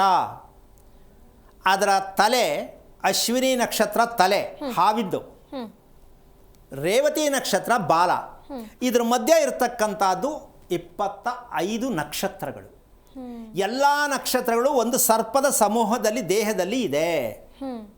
ಅದಕ್ಕೆ ಹಾವು ಹೇಗೆ ಹಿಂಗೆ ನುಲಿಯುತ್ತೆ ನೋಡು, ಆ ನುಲಿಯು ಉಬ್ಕೊಂಡು ಬರುತ್ತಲ್ಲ, ಇದು ಉಚ್ಚ ಸ್ಥಾನದ ನಕ್ಷತ್ರಗಳು. ಇದಕ್ಕೆ ಯಾವುದೋ ಬಂದರೆ ರೋಗ ಬೇಗ ಹೊಟ್ಟೋಗುತ್ತೆ. ಉಬ್ಬಲಿರುವ ನಕ್ಷತ್ರಗಳು. ಈ ಒಳಗಡೆ ತಗ್ಗಲ್ ಬರುತ್ತಲ್ಲ, ಇದಕ್ಕೆ ದೀರ್ಘವ್ಯಾಧಿ, ಇದಕ್ಕೆ ಔಷಧಿ ಇಲ್ಲ. ಒಂದು ಸರ್ಪ ನಡಿಗೆಯಲ್ಲಿ ಹೋಗ್ತಾ ಇರ್ತಕ್ಕಂತಹ, ಸರ್ಪ ಹೋಗ್ತಾ ಇರ್ತಕ್ಕಂತಹ ಒಂದು ವೇಗ ನಮ್ಮ ಈ ಜೀವಾಣು ಅಂತಕ್ಕಂಥ ವಿಷಯಕ್ಕೆ ಬಂದರೆ ಅಂಡಾಣು ವೀರ್ಯಾಣು ಅಂತಕ್ಕಂಥದ್ದು ಅದು ಹೋಗುವ ವೇಗ ನಿಮ್ಗೆ ಗೊತ್ತಾಗತ್ತೆ. ಸೇಮ್ ಹಾವಿನ ರೀತಿಯಲ್ಲಿ ಸ್ಪೀಡಾಗಿ ಹೋಗುತ್ತೆ, ಅದು ನುಲ್ಗೆಲ್ಲ ಹೋಗುತ್ತೆ, ಸ್ಟ್ರೈಟಾಗಿ ಹೋಗಲ್ಲ. ಹಾಗಾಗಿ ನಾವು ತಿಳ್ಕೋಬೇಕು, ಮೊದಲು ನಮ್ಮ ಮಗು ಅಂತಕ್ಕಂಥ ಉತ್ಪತ್ತಿಗೆ ಕಾರಣವಾಗಿರ್ತಕ್ಕಂತಹ ಒಂದು ನಾವು ಉತ್ಪತ್ತಿ ಆಗ್ತಕ್ಕಂಥದ್ದು ನಮ್ಮ ಊಟದಲ್ಲೇ ಇರುತ್ತೆ ಅಂತಕ್ಕಂಥ ಸತ್ಯವನ್ನು ತಿಳ್ಕೊಂಡು, ನಶೆ ಅಂದರೆ ಮದುವೆ ಮಾಡ್ಕೊಳ್ತಕ್ಕಂಥ ವಿಚಾರನೂ ಕೂಡ ನನಗೆ ಮದುವೆ ಬೇಕು ಅನ್ನೋದು ಒಂದು ನಶೆ, ನನಗೆ ಮಗು ಬೇಕು ಅನ್ನೋದು ಒಂದು ನಶೆ. ಈ ನಶೆಯನ್ನು ನಾವು ರಿಪೇರಿ ಮಾಡಬೇಕಾಗಿರ್ತಕ್ಕಂತಹ ವಿಚಾರ ಯಾವುದು ಅಂದರೆ ಧಾರ್ಮಿಕವಾದ ಊಟ. ಯಾವುದು? ಧಾರ್ಮಿಕವಾದ ಊಟದಿಂದ ಇದರಿಂದ ಹೊರಗೆ ಬರಬಹುದು. ಆ ಧಾರ್ಮಿಕವಾದ ಊಟದಿಂದ ಏನಾಗುತ್ತೆ? ಪುಣ್ಯ ಪ್ರಾಪ್ತಿ. ಯಾಕೆಂದರೆ ಊಟದಲ್ಲಿ ಇರ್ತಕ್ಕಂಥದ್ದು ಎಷ್ಟು ದೇವಾನುದೇವತೆಗಳು, ನೀವು ಯಾವ್ಯಾವ ದೇವ್ರನ್ನ ಅಂದ್ಕೊಂಡಿದ್ರೋ ಅದೆಲ್ಲವೂ ಕೂಡ ಇರ್ತಕ್ಕಂಥದ್ದು ಯಾವುದರಲ್ಲಿ? ಊಟದಲ್ಲಿ ಇದೆ. ಹಾಗಾಗಿ ಈಗ ನಾವು ಮನುಷ್ಯ ಅಂತ ಹುಟ್ಟಿದ ಮೇಲೆ ಬೆಳಿಗ್ಗೆ ಎದ್ದು ಏನು ಮಾಡಬೇಕು ಅಂತಕ್ಕಂಥ ಪ್ರಶ್ನೆಗೆ ಯಾರು ಪ್ರಶ್ನೆ ಹಾಕೋತಾನಮ್ಮ, ಬೆಳಿಗ್ಗೆ ಎದ್ದ ತಕ್ಷಣ ಮಗುಗೆ ಏನು ಹೇಳ್ಕೊಡ್ಬೇಕು? ಹೋಮ್ವರ್ಕ್ ಮಾಡಿಸ್ಬೇಕು. ಇವ್ರ ಪ್ರಕ್ರಿಯೆ. ಆದರೆ ಈ ಕಾಲಲ್ಲಿ ಮತ್ತು ಕರುಳಲ್ಲಿ ಎರಡೂ ಉದ್ಭವ ಆಗ್ತಕ್ಕಂಥ ಸನ್ನಿವೇಶಗಳಿಗೆ, ಈ ಕಾಲು ಮತ್ತು ಕರುಳಿಗೂ ಇದ್ರ ಮಧ್ಯೆ ಇರೋದೇ ಕ್ಯಾನ್ಸರ್. ಕರುಳು ಮತ್ತು ಕಾಲು ಇದ್ರ ಮಧ್ಯೆ ಇರತಕ್ಕಂಥದ್ದು ಕ್ಯಾನ್ಸರ್ ಎನ್ನುವ ರೋಗ. ಇದನ್ನು ಯಾರು ಉತ್ಪತ್ತಿ? ದೇವರು ಕೊಡ್ತಾ ಇದ್ದಾನ, ನಾವೇ ಮಾಡ್ಕೊತಾ ಇದ್ದೀವೋ? ಯೋಚನೆ ಮಾಡಿ. ನಾನು ಈ ಕ್ಯಾನ್ಸರ್ ಅನ್ನುವಂತಹ ಪದವನ್ನು ಬಳಸೋದಕ್ಕೆ ತಪ್ಪಿದೆ, ತಪ್ಪು ಹೇಳಬಾರ್ದು. ಕಾರಣ ಇದ್ರ ಮೇಲಾರೂ ಜನ ತಿಳ್ಕೊಳ್ಳಿ. ನಿಮ್ಮ ಕರುಳಿಗೆ ನೀವು ಯಾವ ರೀತಿ ಕೆಲಸವನ್ನು ಮಾಡುತ್ತಿದ್ದೀರಾ? ಊಟ ತಿನ್ನೋದು ಗೊತ್ತು, ಹೊರಗೆ ತರೋಕೆ ನಿಮ್ಮ ಕೈಲಾಗತ್ತಾ? ಊಟ ತಿಂತೀಯಮ್ಮ, ಇಷ್ಟಪಟ್ಟು ತಿಂತೀಯ, ಅದನ್ನು ಹೊರಗೆ ತರೋಕ್ಕೆ ನಿನ್ನ ಕೈಲಿ ಆಗತ್ತಾ? ಇಲ್ಲ ಅಲ್ಲ. ಅಂದಮೇಲೆ ಕಾಯಿಲೆ ಬರದೆ ಏನಾಗುತ್ತೆ? ಅದು ದೇವ್ರು ಕೊಟ್ಟಿದ್ದು ಅಂದ್ಬಿಟ್ರೆ. ಅದಕ್ಕೆ ನಿಮ್ಮ ಪ್ರಯತ್ನ ಏನಾಗಬೇಕಾಗಿತ್ತು? ಮಕ್ಕಳಿಗಾಗಲಿ ದೊಡ್ಡವ್ರಿಗಾಗಲಿ ಮೊದಲನೇದಾಗಿ ಬಿರುಸಾದ ನಡಿಗೆ. ಬೆಳಿಗ್ಗೆ ಏನಾಗಬೇಕು? ಬಿರುಸಾದ ನಡಿಗೆ. ಎರಡನೇದು ಡ್ಯಾನ್ಸ್. ಏನೋ ಒಂದು ಏರೋ ಬ್ರೇಕಾರೋ ಮಾಡಿ ಏನಾರು ಮಾಡ್ಕೊಳ್ಳಿ, ಒಂದು ಡ್ಯಾನ್ಸ್. ಅಂದರೆ ದೇಹವನ್ನು ನಾವು ಆದಷ್ಟು ಮಟ್ಟಿಗೆ ಸಡಿಲವನ್ನು ಮಾಡಬೇಕು. ಇಲ್ಲ ಚೆನ್ನಾಗಿ ನಿಮ್ಮಟ್ಟಿಗೆ ನೀವೇನೇ ಕನ್ನಡಿ ನೋಡ್ಕೊಂಡು ಚೆನ್ನಾಗಿ ನಗಬೇಕು. ಏನು ಹುಚ್ಚ ತಲೆಕಟ್ಟೈತಾ ಅಂದರೆ ಅದೇನಾರು ಅನ್ಕೊಳ್ಳಿ ಅವರು, ನಿಮ್ಮಷ್ಟಕ್ಕೆ ನೀವೇ ನಗ್ತಾರಿ, ನಿಮ್ಮ ನಗಿಸ್ತಾನೆ ಇರುತ್ತೆ ಕನ್ನಡಿ ನೋಡಿಕೊಂಡು. ಮಾಡಬೇಕಾ ಬೇಡ? ಎಷ್ಟು ನಗುತ್ತೀರೋ ಅಷ್ಟು ನಿಮ್ಮ ಹೃದಯಕ್ಕೆ ಒಳ್ಳೆಯ ಎನರ್ಜಿ ಬರುತ್ತೆ. ಎಷ್ಟೋ ಜನಕ್ಕೆ ನಗೋಕ್ಕೆ ಬರಲ್ಲ, ನಗೋದೇ ಗೊತ್ತಿಲ್ಲ, ಬಲವಂತಕ್ಕೆ ನಗ್ತಾರೆ. ಅದಕ್ಕೆ ಅವರ ಹೃದಯ ತುಂಬ ವರ್ಷಗಳು ಬರಲ್ಲ. ಅದಕ್ಕೆ ಮದುವೆ ಮಾಡ್ಕೊಳ್ಳೋ ಬದಲು ಮದುವೆ ಮಾಡ್ಕೊಳ್ಳೋ ಗಂಡು ಚೆನ್ನಾಗಿ ನಗ್ತಾನ, ಹೆಂಡತಿ ಚೆನ್ನಾಗಿ ನಗ್ತಾಳ, ನೋಡ್ಕೊಂಡು ಮದುವೆ ಮಾಡ್ಕೊಳ್ಳಿ. ಅರ್ಧ ರಾತ್ರಿ ತಾಲಿ ಕಟ್ಟಿದ್ರೂ ಏನೂ ಆಗಲ್ಲ. ನಗುವೇ ಬರಲ್ಲ ಅಂತ ಕಟ್ಕೊಂಡ್ರೆ ಬೆಳಗಿದ್ರೇನು ತೆಳಗಿದ್ರೇನು ಓದಿದ್ರೇನು ಎಷ್ಟು ದುಡ್ಡು ಕೊಟ್ರೇನು ಎಷ್ಟು ಚಂದ ಇದ್ರೇನು ಪ್ರಯೋಜನ ಇಲ್ಲ. ಆ ನಗು ಬರಬೇಕಾದ್ರೆ ಯಾಕೆ ಆಗ್ತಾ ಇಲ್ಲ? ನಗು ಬರಬೇಕು ಅಂದರೆ ಕಾರಣ ಏನು ಮಾಡಬೇಕು ಅಂತಕ್ಕಂಥ ವಿಚಾರವನ್ನು ಧಾರ್ಮಿಕವಾದ ಊಟದ ಮೂಲಕವಾಗಿ ತಿಳಿಯೋದಕ್ಕೆ ಪ್ರಯತ್ನ ಮಾಡಬೇಕು ಅಂತ ನಿಮ್ಮನ್ನು ಕಾಯಿಸ್ತಾ ಇದ್ದೀನಿ. ಮತ್ತೆ ಕಾರ್ಯಕ್ರಮದಲ್ಲಿ ಭೇಟಿಯಾಗಿ ಮುಂದುವರೆದ ಭಾಗ ಹೇಳೋಣ ಅಂತ ಕಾರ್ಯಕ್ರಮ ಮುಗಿಸ್ತಾ ಇದ್ದೀನಿ. ಜೈ ಶ್ರೀರಾಮ್.